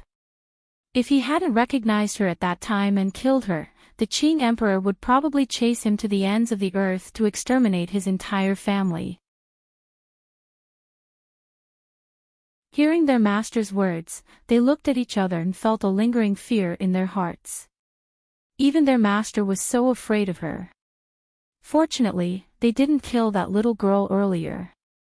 In the woods, the complexion of Old Gua who had taken the antidote gradually improved, merely he was still unconscious, and the airship was unable to take him away, so you could only wait here for him to wake up. In the evening, Old Gua regained consciousness. He slowly opened his eyes and saw the little girl staring at him with her hands supporting her chin. Her eyes widened in surprise. "You're awake." Master Gua was a little confused and surprised. He had never thought that this little girl would actually be the disciple of Qing Emperor. He still remembered the scene of her looking for that person for the antidote before he lost consciousness. The feeling in his heart was somewhat indescribable. "I didn't expect you to be the disciple of Qing Emperor. If not for you today, I'm afraid this old man would have died here."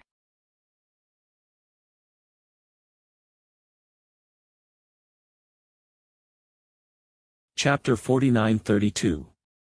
Now you are injured, do you want to recuperate for 2 days? Yu tilted her head and asked.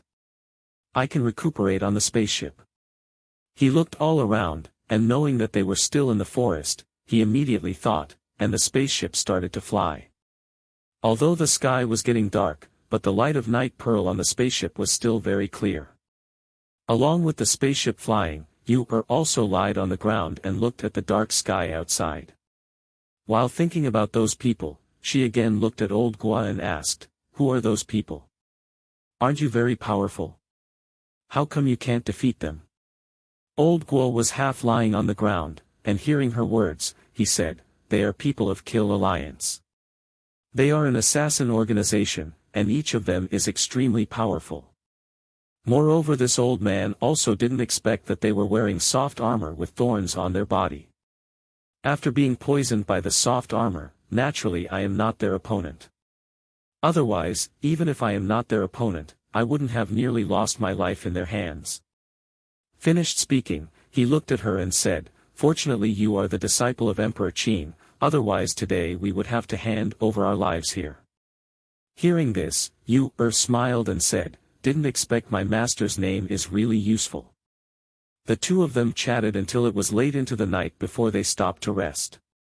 The spaceship flew slowly towards their destination. Several days later, Old Gua and Yu came down from the spaceship. Putting away the small spaceship, Old Gua said, "Not far ahead is the town where my old friend's family is located. Follow me to rest first. If you want to leave, it won't be too late to leave after 1 or 2 days. After all, on the way here, the speed is faster than we expected. You thought for a bit, then nodded, okay. One big one small two people walked towards the town. After entering the town, Old Gua looked at the bustling place and sighed, I haven't come here for too many years, didn't expect the change to be so big. Wait a moment, I will ask the way. Finished speaking, he stood beside you, and waited, then he went to a small stall and asked. You, stood on the street and looked all around. The city was unceasingly shouting, and on both sides of the street, there were 3 or 4-story small buildings and shops in great numbers. And on the street, there were all kinds of small stalls. She noticed that there was someone selling cotton candy, and her eyes couldn't help but shone. After that she quickly walked towards that small stall. I want a cotton candy. You raised her head, and looking at that big cotton candy, her eyes shone. Okay. I'll give you one now. The peddler said with a smile. He held a bamboo stick in his hand and began to roll another cotton candy. As he held the bamboo stick in his hand, it finally took shape. It turned out to be a big white cotton candy. Here, take it. The peddler smiled and handed it to her. He saw the child hand over a silver coin. Just as he was about to give her the change, he heard her wave her hand and say that there was no need for change. Yu was somewhat reluctant to eat the cotton candy in her hand, but looking at that big flower, her eyes narrowed with a smile. While walking, she carefully stuck out her little tongue and lightly licked it. And, so delicious. The sweet taste spread on the tip of her tongue, and she happily smiled. However, just when she returned to Old Gua's place, she heard a burst of noise accompanied by a cry of alarm. Beast startled, beast startled. Quickly get out of the way. Quickly get out of the way.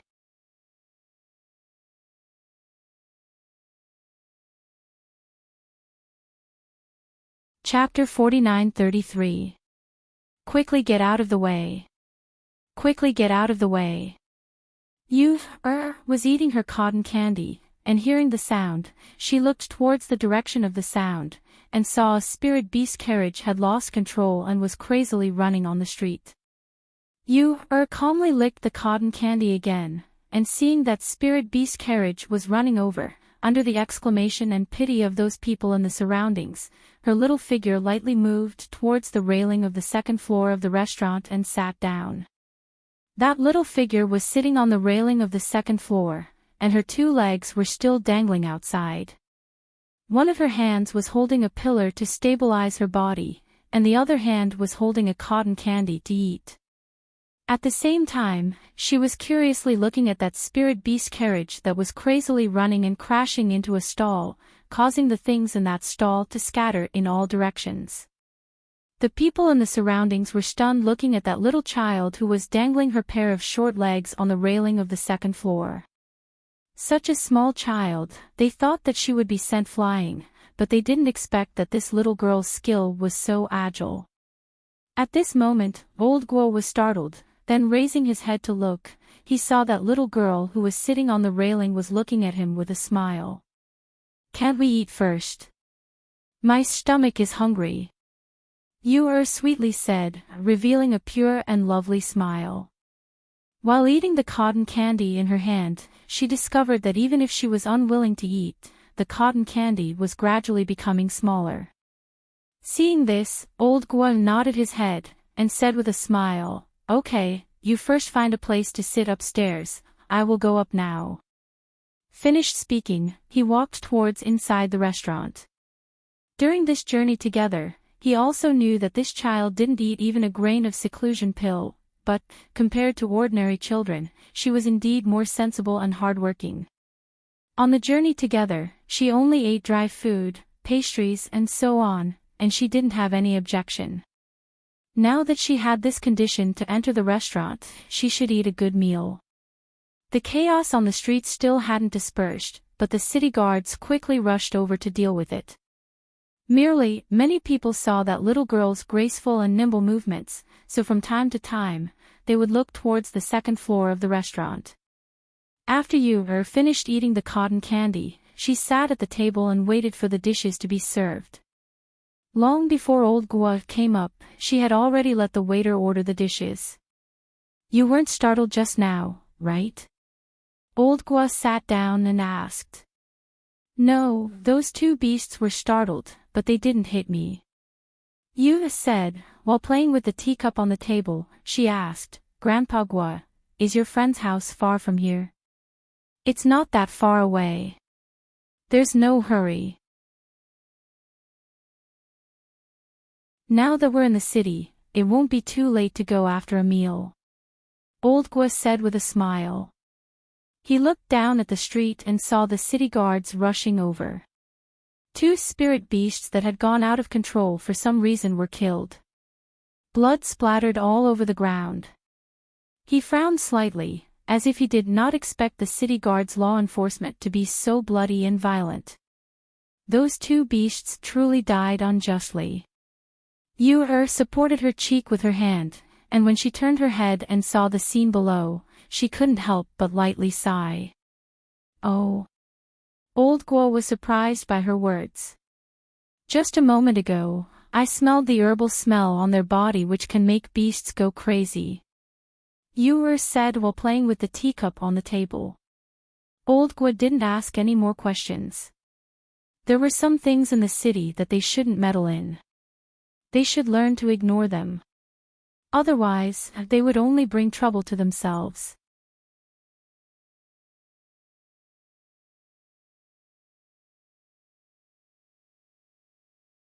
Chapter 49-34. At the same time, the disguised Fingzhou led Mu Qin, Hao, and Songmi, into the city. They looked very ordinary and didn't attract any attention as they strolled along the streets. After all, they were wearing the most ordinary clothes, concealing their strength, cultivation, and aura, and changing their appearances. They were so ordinary that they were like passers-by on the street, so no one would pay special attention to them. Mother, let's rest here tonight. We'll leave tomorrow. Hao whispered as he looked around. When he saw the cotton candy, his eyes flashed. If my sister was here, she would definitely want to eat that cotton candy. At this moment, his sister, Yu, was immersed in the delicious food and simply didn't notice the scene on the street. Therefore, she didn't know that her mother, whom she missed so much, was on the street downstairs at this moment. This pig trotter is delicious. Yu said vaguely as she picked up a piece of meat and ate it hungrily. Old Guo smiled. Eat slowly, no one will snatch it from you. He then scooped a bowl of soup for her. Come, drink some soup, don't choke. NN. Yu answered vaguely as she ate the stew on the table. Downstairs, Fingzhou and the others walked along the streets. After looking around, Songmi said, Master, there's an inn in front. Let's rest there first. Alright, we'll rest here today and see if there's anything we need to buy. Buy everything. Fengzhou nodded and went with her to the inn in front. While eating, Yu suddenly felt as if she had heard her mother's voice. She stopped chopsticks and looked all around, but she didn't see her mother's iconic red dress. Adding on to the fact that there were many people on the street, it made Yu wonder if it was her misperception. After all, she didn't see her mother's familiar figure on the streets. What's wrong? Old Guo asked as he looked at the streets. Nothing.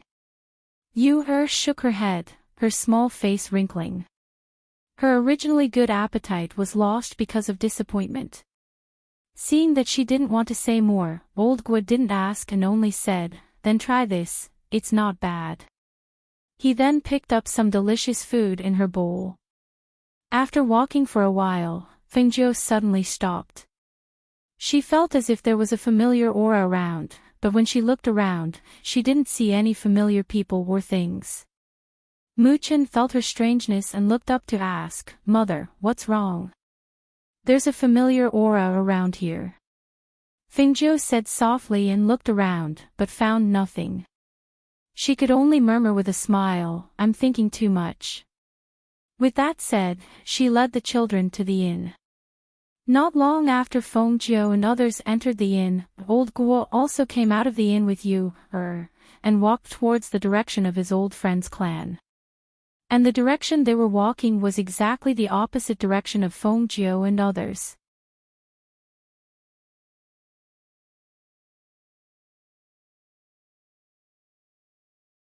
Chapter 49-35. Who are you? Who are you looking for?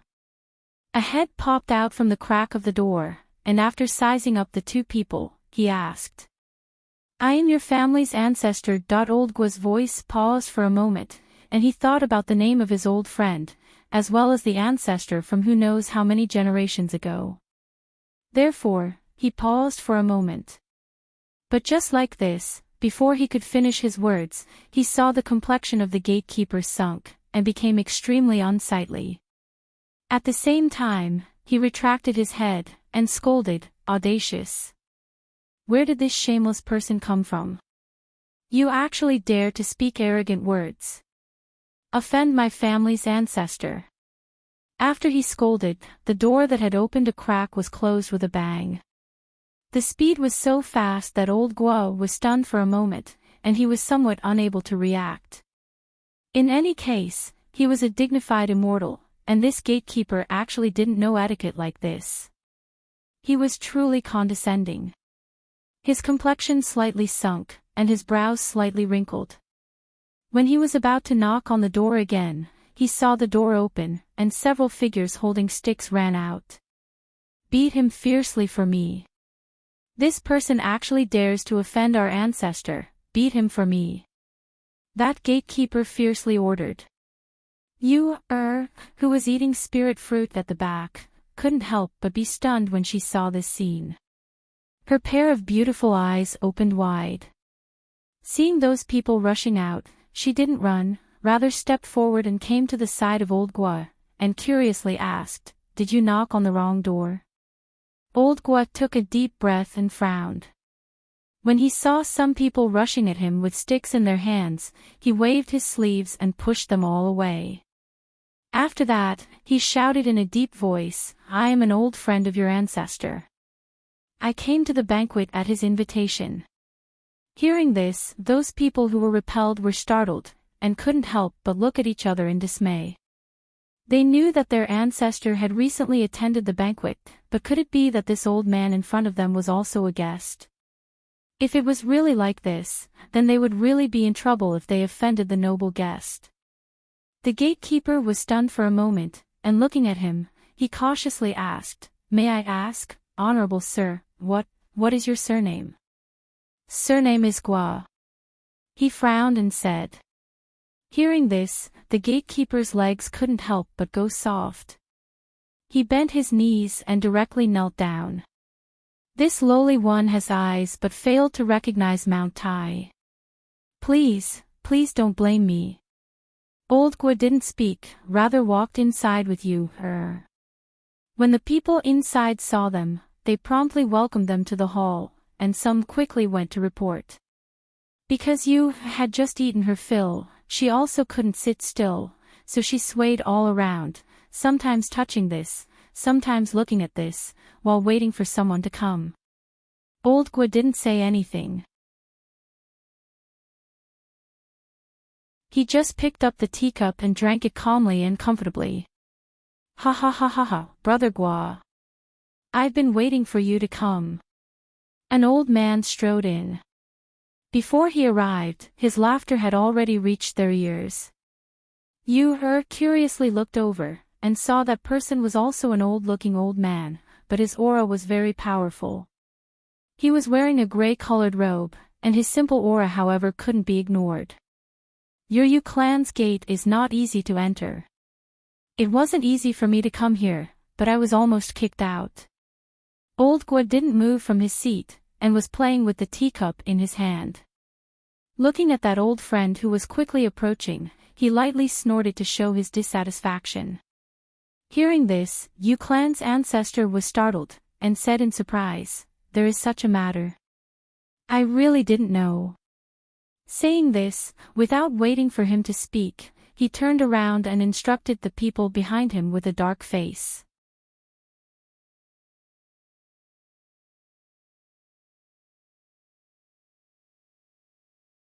Chapter 49-36.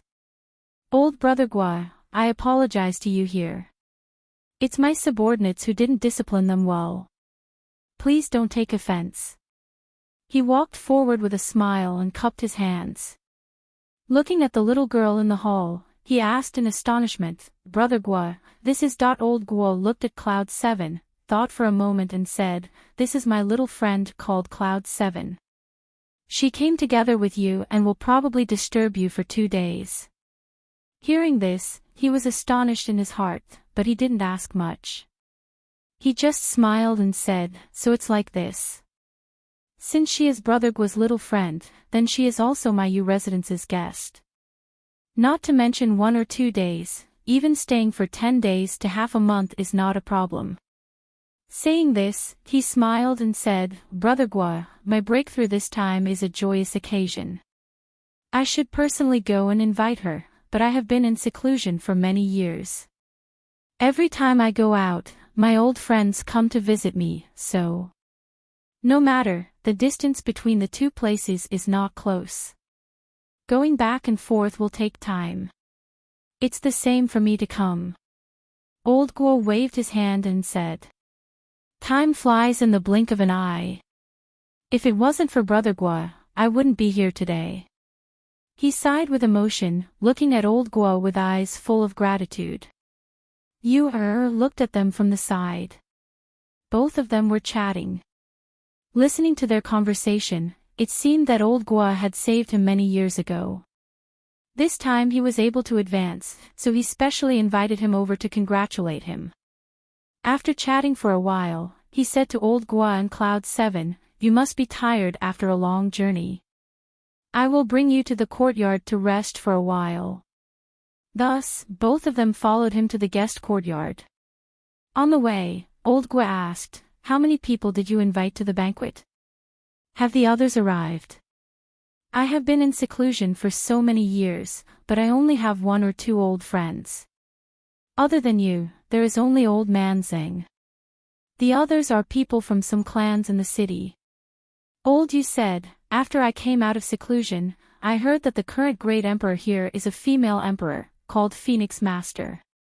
Have you heard of this person's origin?" Hearing the matter of her mother being mentioned, the eyes of Yu, who was following beside her, flashed, and she raised her head to look at them. "This Empress Phoenix Master is an incredible figure," Elder Gua said. He looked at him and said, "Do you know what happened to the Northern Flame Emperor a while ago?" Hearing this, Elder Yu nodded his head, stroked his beard, and said, "Yes, I heard that his soul has been extinguished, and this matter is precisely the handiwork of this Empress Phoenix Master." "That's right. She's an incredible lord. This matter has shaken the entire upper immortal world. I reckon that the other great emperors have also heard about this matter. They also know about the means and strength of this Empress Phoenix Master. However, no one has made any moves during this period. It can be said that this Empress Phoenix Master's strength is universally acknowledged." Elder Guo praised, and then said with a little regret, "It's just that this Empress Phoenix Master is extremely mysterious. I only heard that this person likes to dress in red, and her red clothes flutters in the wind. Moreover, her appearance is extremely beautiful, and her peerless figure and bearing are unforgettable in one's lifetime."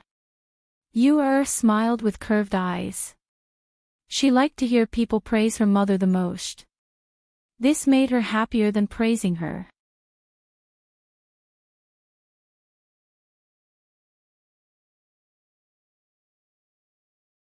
Chapter 49-37. "Okay."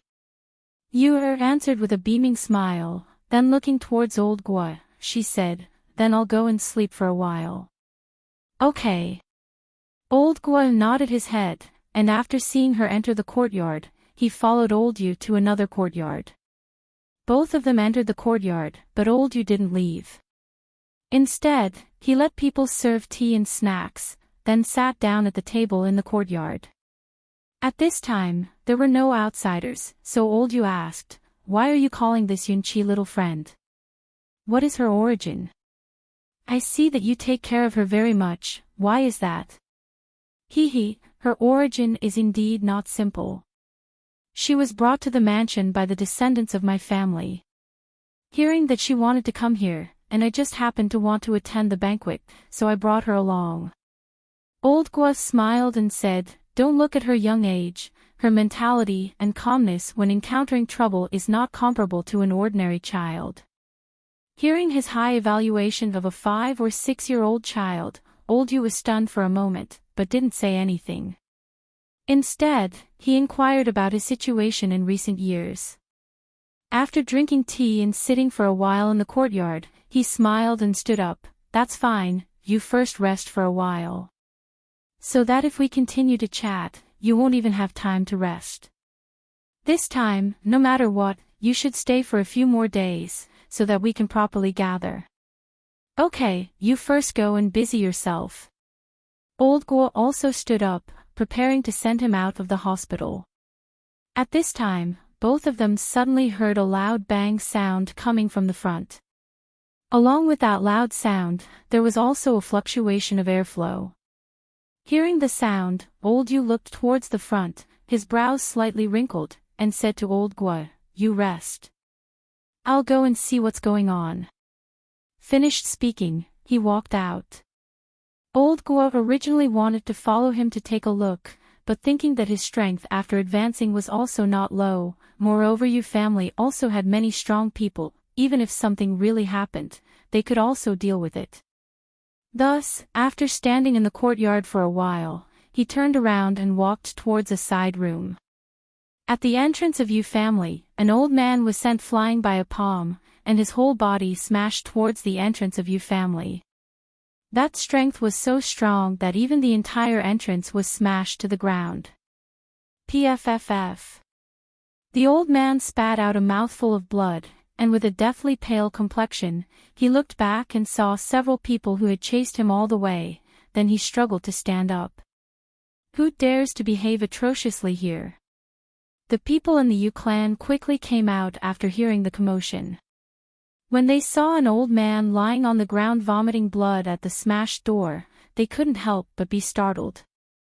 "Who are you?" a middle-aged man shouted. His brows were tightly knitted together as his sharp gaze fell on the few people. There were 4 people, 2 men who looked to be in their 40s or 50s, a woman in her 30s, and an old man in his 60s. The few of them released a strong killing intent. At this time, their eyes were not looking at the people around them, but at the old man who was struggling to stand up. Elder Zheng, the old ancestor of the Yu clan, who had heard the commotion, saw the old man struggling to stand up, and could not help but look at him in astonishment. "Why is it you? What's wrong with you?" As she spoke, she quickly stepped forward and came to his side to support him. "Old Yu, I'm really sorry for the trouble I've caused you." Cough cough. He looked at him apologetically. As soon as he finished speaking, he started coughing, and blood flowed out of his mouth.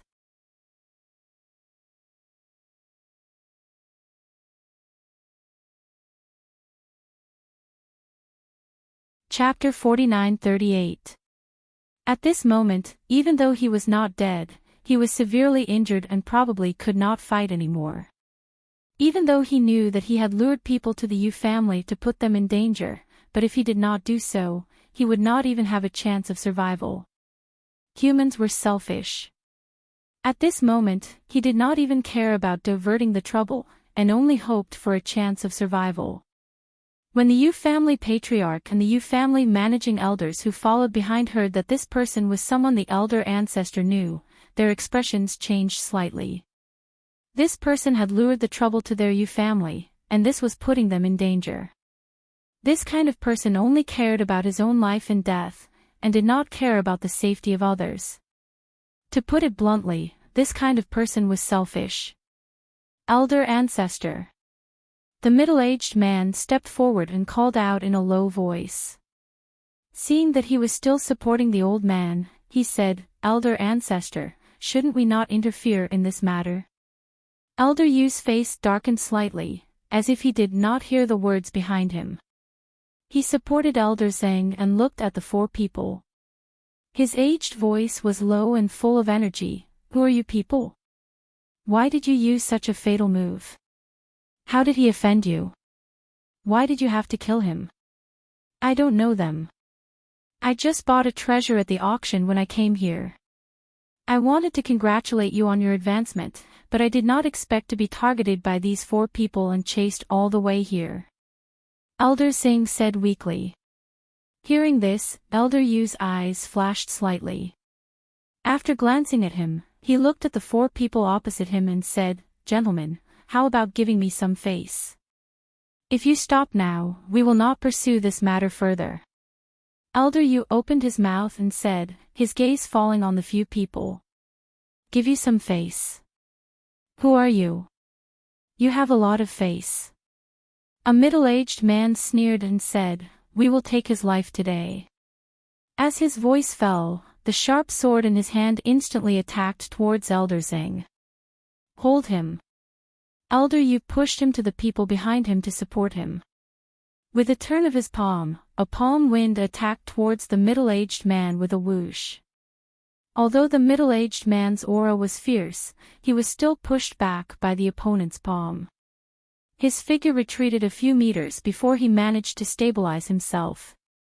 For a moment, the expression on his face changed slightly, and even his eyes darkened. Seeing this, the other three people's expressions changed slightly, and their gazes also darkened a little, and fell on Elder Yu in unison.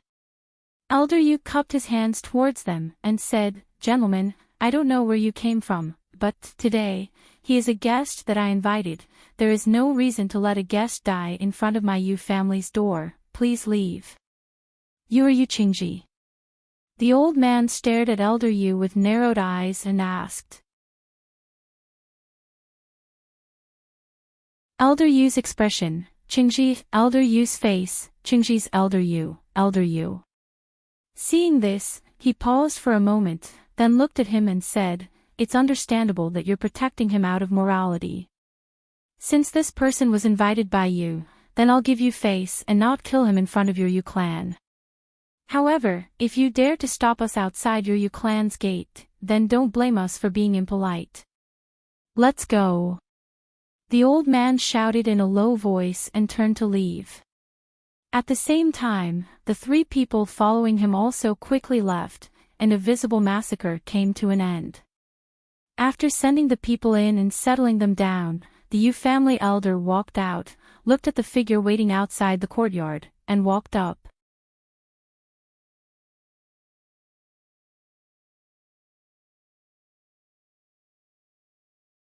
Chapter 49-39. The old ancestor of Yu clan walked with his hands behind his back and came to a tree outside the courtyard. He lightly sighed, "Ai. How could I not know? But now that he is seriously injured and has come here by invitation, could it be that we can only watch him die?" He shook his head and said, "I have already sent a message to the people of Xing clan to let them send someone to pick him up and escort him back." Hearing this, the head of Yu clan loosened his brows and said, "Old ancestor, I feel that his way of doing things today is not too good. This kind of person is not worthy of our Yu clan to take such a big risk to protect. Okay, I know what I am doing." He waved his hand and left without saying anything else. In the evening, when the sky gradually darkened, a figure quietly sneaked into the Yu clan and came to the side of the well in the backyard of the Yu clan. Unscrewing the cap of the small bottle in his hand, he poured some medicine into the well water. That figure came quietly, and no matter if it was in the open or in the dark, the people of Yu clan did not see him. When Yu woke up, the sky had already darkened. She stretched her body and yawned as she walked out of the courtyard. After asking a servant, she went to the courtyard of Old Gua. Grandpa Gua. Yu called out but did not see anyone coming out. She then asked the servant girl outside the courtyard, "Is he also sleeping?" "Maybe, the door is always locked and I did not see him coming out." As the maidservant spoke, she looked inside and continued, "There's a welcoming banquet prepared in the front yard. The old ancestor has specially prepared this banquet for the two of you. Young miss, please go." Welcome banquet. Yu frowned and pouted her little mouth. "I dislike eating a welcome banquet the most. It is very boring." She felt very bored and rolled her eyes. She rolled her eyes and said with a sly smile, "How about this? Since he is still sleeping and has not woken up, you wait for him to wake up and tell him that I went out to stroll around the night market. Tell him not to look for me and I will be back later." Saying this, Yu did not wait for the servant girl's response. She immediately giggled and skipped towards the front courtyard's gate. Why is the gate broken? When Yu arrived at the entrance, she saw that the entrance was no longer there. At this moment, it was empty, but there were several guards guarding there. She couldn't help but feel surprised. Something happened today. The main door was smashed. It will take tomorrow to reinstall it. One of the guards recognized her as an important guest of the residence and said, "So that's how it is." Yu nodded her head, but in her heart, she felt strange. Someone actually dared to smash the door of Yu clan. From what old man Yu had said, it seemed that after his advancement, the Yu clan's strength had increased a little. He didn't expect that there would still be someone who dared to smash his door. It seemed that either he wasn't strong enough, or the person who smashed his door was stronger. She shrugged her shoulders. Since it had nothing to do with her, she walked out of the door. When mother used to take us to the night market, the most we would find was delicious food. Yu said while walking. She was skipping and hopping on the street. Seeing something fun, she would go over to take a look. Seeing something delicious, she would go over to buy some. If only mother and big brother were also here. She blinked her eyes, and a longing expression appeared on her little face. But at this time, she didn't know that Fengjiu was taking the two children and Songmi out of the inn. They were also preparing to stroll around the night market.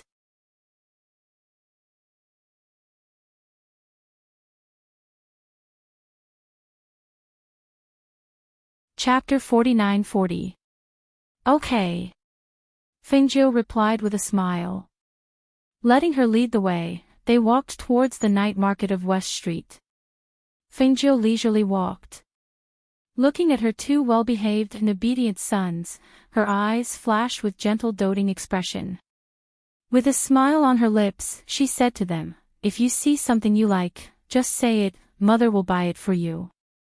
Hearing this, both of them raised their head and looked towards her. With a smile on their face, they replied, "Okay, thank you mother." As a matter of fact, they were also rich. Inside their space, there were many treasures, not to mention money. After all, both of them were boys, so they didn't have much interest in some small things.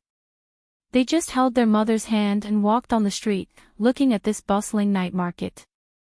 Arriving at the night market of West Street, they found a small stall on the roadside and sat down to eat some things.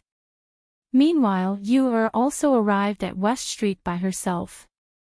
She had strolled all the way here, and heard that the night market of West Street was the most bustling, so she came here. Alms bowl cake. Is this a pastry? Yu curiously stopped in front of a small stall. She raised her head and looked at that transparent thing inserted in the side, as well as 3 words hanging in front of the stall. This is a very delicious pastry, little sister, do you want to buy one to try? The stall selling alms bowl cake was a youth. Seeing Yu standing in front of him and curiously looking at him, he took out another alms bowl cake and poured it out. Then using a bamboo stick, he handed it over to Yu. Yu took it and tasted a mouthful. Feeling soft and bouncy, it was very delicious. Her eyes couldn't help but lit up, then taking out money, she handed it over to him. I also want 10 to take away. Okay. The youth smiled, and swiftly packed 10 alms bowl for her. Then giving her the change, he said, come again if you like. Yu answered with a smile. After taking the alms bowl cake, she stored it inside her space. Shortly afterwards, she walked towards the next stall. While eating alms bowl cake, she looked at the things in another stall. Is this candy? Give me half a gene. While speaking, she again took out money and handed it over. After walking to several stalls, she ate until her stomach was full. She walked to one side and stopped. Then touching her stomach, she burped. I'm so full. I can't eat anymore. But what if I still want to eat? She muttered to herself and looked around. Then, she walked towards the main street. When she saw a place with candy figurines, her eyes lit up. She ran over and shouted, I want a candy figurine. Make one just like me. Mu Chen, who was eating at the stall, suddenly stopped and looked around as if he was looking for something. What's wrong? Fengjiu asked as he looked around. The street was bustling with people coming and going. The shouts and the chatter of the people on the street overlapped. It could be said that it was very chaotic. I think I heard my sister's voice. Mu Chen said. He didn't know if it was the telepathy of the twins, but he kept feeling that his sister was around. Hearing this, Fengjiu raised his eyebrows and did not say anything. Instead, he released his divine sense and scanned the surroundings. The search of the divine sense was naturally not something that the naked eye could compare to. The divine sense swept past one person after another. Even if there were so many people on the street, it would not miss anyone.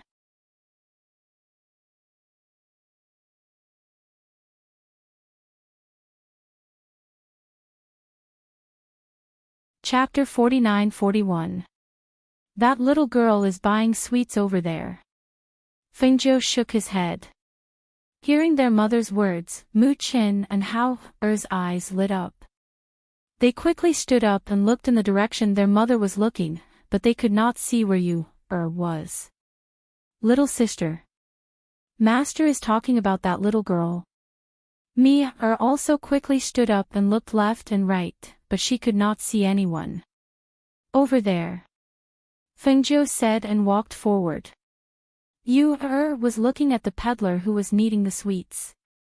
She looked at him with her big eyes and said, knead it according to my appearance, make it look better. Little sister. Little sister. Hao and Mu Chen came over and shouted when they saw her. Yu who was staring at the sweets, was startled when she heard the familiar voice. She turned around and saw two figures running over. When she saw the two figures, she was stunned for a moment. She was not familiar with their faces, but she was familiar with their figures and the expression in their eyes. She did not need to think to know that they were her two brothers in disguise. She couldn't help but smile happily and ran over to them. Big brother. Big brother. Little sister, we finally found you. Are you okay? Did you encounter any danger outside alone? However, held her hand and looked at her in front of him, unable to hide the joy in his eyes. Don't you know that we would be worried if you ran around? Mu Chen scolded with a straight face, acting like an older brother. Yu stuck out her little tongue, feeling somewhat guilty and also somewhat guilty. She said, I also missed mother, so I secretly ran out, but you all don't need to worry, I am very well, I didn't encounter any danger. As he spoke, He asked in a low voice, Is master angry with me? Is he very angry? Since you were worried that your master would be angry, why did you sneak out? A voice sounded, and Yu-er widened her eyes in astonishment. She looked at the person slowly walking over. It was obviously not her mother's face, but that voice was her mother's voice. Mother! She called out in astonishment. She couldn't believe it. Fengjiu walked over and looked at her little face full of astonishment. She was originally worried about her and wanted to scold her, but when she saw this soft little girl, she couldn't bring herself to scold her. Have you suffered? Did you get hurt while you were out there? Did you not eat well? Why did you lose weight? Fengjiu caressed her daughter's head and pinched her arm. Although she was pinching her soft flesh, she still felt that she had lost weight. Woo, mother, I miss mother so much, I miss mother so much. Yu-er slowly came back to her senses, then threw herself into her mother's bosom and cried. Hearing his youngest daughter's words, Fengjiu's heart ached and he felt guilty. All right, don't cry. Be good. She wiped away the tears on her face and said, Do you know that mother will be worried if you run out alone? If something happened to you, what do you want mother to do? Mother, I'm sorry. Yu-er didn't listen to mother and master. She whispered and hung her head because of guilt.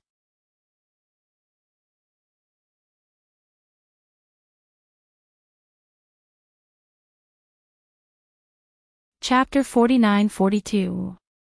When Yu-er heard this, she immediately looked at her big brother foolishly. Her big brother's soft knife was much more powerful than her big brother's stern face when he reprimanded her. This was making her vexed for secretly running away.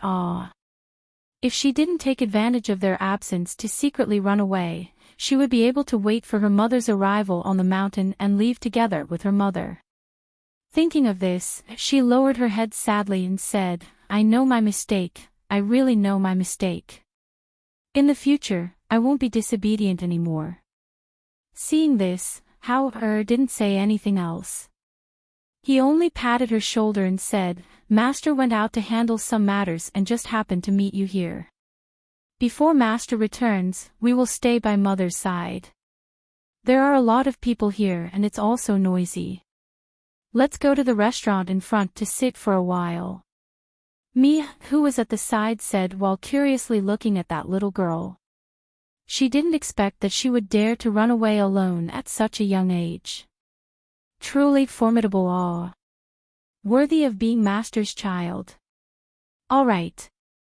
Fengjiu agreed and brought the children to the restaurant in front. Going to the second floor of the restaurant, they found a relatively quiet place to sit. Fengjiu then asked, Yu-er, how long have you been here? Where are you staying now? Mother, I came together with Grandpa Gua, so I didn't go on the road alone. Now I am staying at Grandpa Gua's friend's house. I originally wanted to go and find Mother after 2 days. She promptly said. Hearing this, Fengjiu raised his eyebrows. Grandpa Gua. Who is he?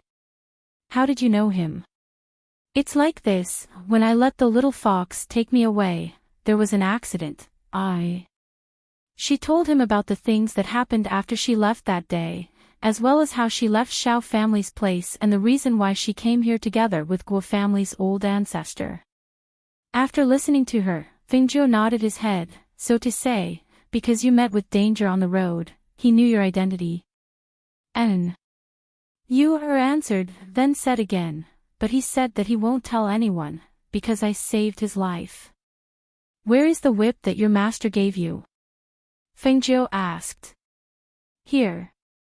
Yu-er took it out and handed it over to her mother, while saying, Mother, this whip is truly a good thing, it can be used as a whip and can also be used as a sword. Fengjiu took a look at the whip and nodded, this is indeed a treasure.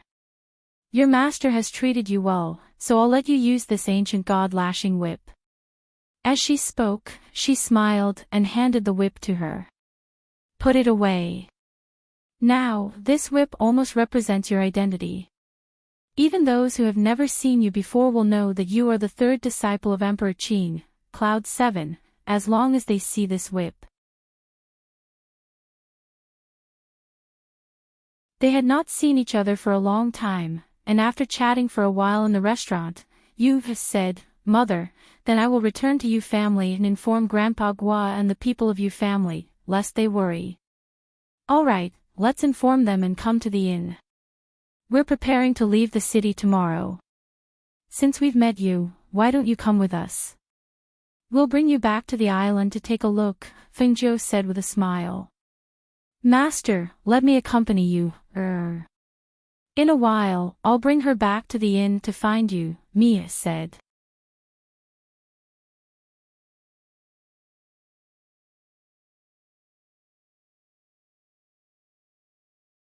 Chapter 49-43.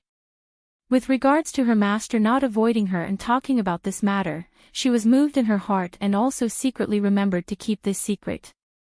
At this moment, regardless of whether it was in front of Yu, her's grandfather Guo, or in front of Yu family, it was not suitable for her master to show his face, so she could only accompany her master. After all, it was the middle of the night, and only she, this adult, could accompany her master. Only the people of Yu family and that old man Guo would let her leave this place in the middle of the night. Hearing her words, Fengjiu also didn't refuse, rather nodded his head, and, "You accompany her. After bidding farewell to them, return to the inn, we will wait for you to come back." "Okay." Yu and me answered, then both of them left and went downstairs. After they left, Fengjiu also took the two children and went towards the direction of the inn, preparing to go back and wait for them to come back. At this moment, although Yu family was brightly lit, but it was in a kind of strange silence. Yu took me and walked towards Yu clan, while saying, "It's just in front.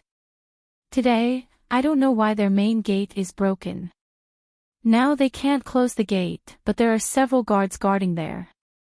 While speaking, they arrived at the main gate, and just when Yu was preparing to enter, Songmi suddenly vigilantly pulled her, protecting her behind her back. "What's wrong?" Yu was startled, then raised her head and looked at her. "Something's wrong, there is a smell of blood." Songmi said, then frowning, she said, "There is a problem here." Because of her obstruction, and also because of her reminder, Yu, who was standing at the main gate, also smelled the smell of blood in the air, and her complexion couldn't help but slightly changed. Just at this moment, a voice came from behind them. "Since you have seen it, then stay here together." That voice was cold with killing intent, and just after this voice came out, a stream of air attacked them. The two people standing at the main gate had no way to retreat, so they could only hide inside Yu residence. But just after entering Yu residence, they sensed that the entire Yu residence was covered with an enchantment, so that the sound and the stream of air from the fight wouldn't leak out. Therefore, it also wouldn't alarm other people. And all over this residence, those people who should be guarding the main gate were all lying on the ground at this moment, and in the direction of the backyard, there were sounds of fighting and screams. "Be careful!" Mi shouted. With a twist of her hand, a frying pan flew out and struck towards the person who was attacking. With a whoosh, the frying pan was flung at that person. As it flew out, it expanded as it spun, and with a bang, it smashed down from above. However, after the attack was blocked, it returned to Songmi's hand. "Lion." Yu called out and looked in the direction of the rear courtyard. She said, "Go and take a look at Grandpa Gua." After all, they had been together all the way, and she didn't know what had happened. In short, protecting him was the most important thing. Roar! The lion roared and dashed towards the backyard. Divine beast! That middle-aged man who had attacked me narrowed his eyes, then his gloomy and cold gaze fell on Yu, as if he was trying to guess who she was. Such a young child actually had a divine beast accompanying him. In the rear courtyard, the old ancestor of the Yu clan and old Guo were working together to deal with the 3 people who were attacking them. Most of the people in the residence were unconscious because they had eaten and drunk water. Only the 2 of them were still conscious because they were stronger. In addition to the fact that they hadn't eaten anything and had only drunk tea, and because of their great strength, they were able to forcefully endure. You're tuning into the LoveLore Library YouTube channel. We're so grateful for your support, and don't forget to subscribe to join us on this incredible journey through captivating stories. Your generosity through donations truly makes a world of difference, as it's the primary source of revenue that allows me to expand and enhance this channel for you. Thank you from the bottom of my heart for being a part of this adventure.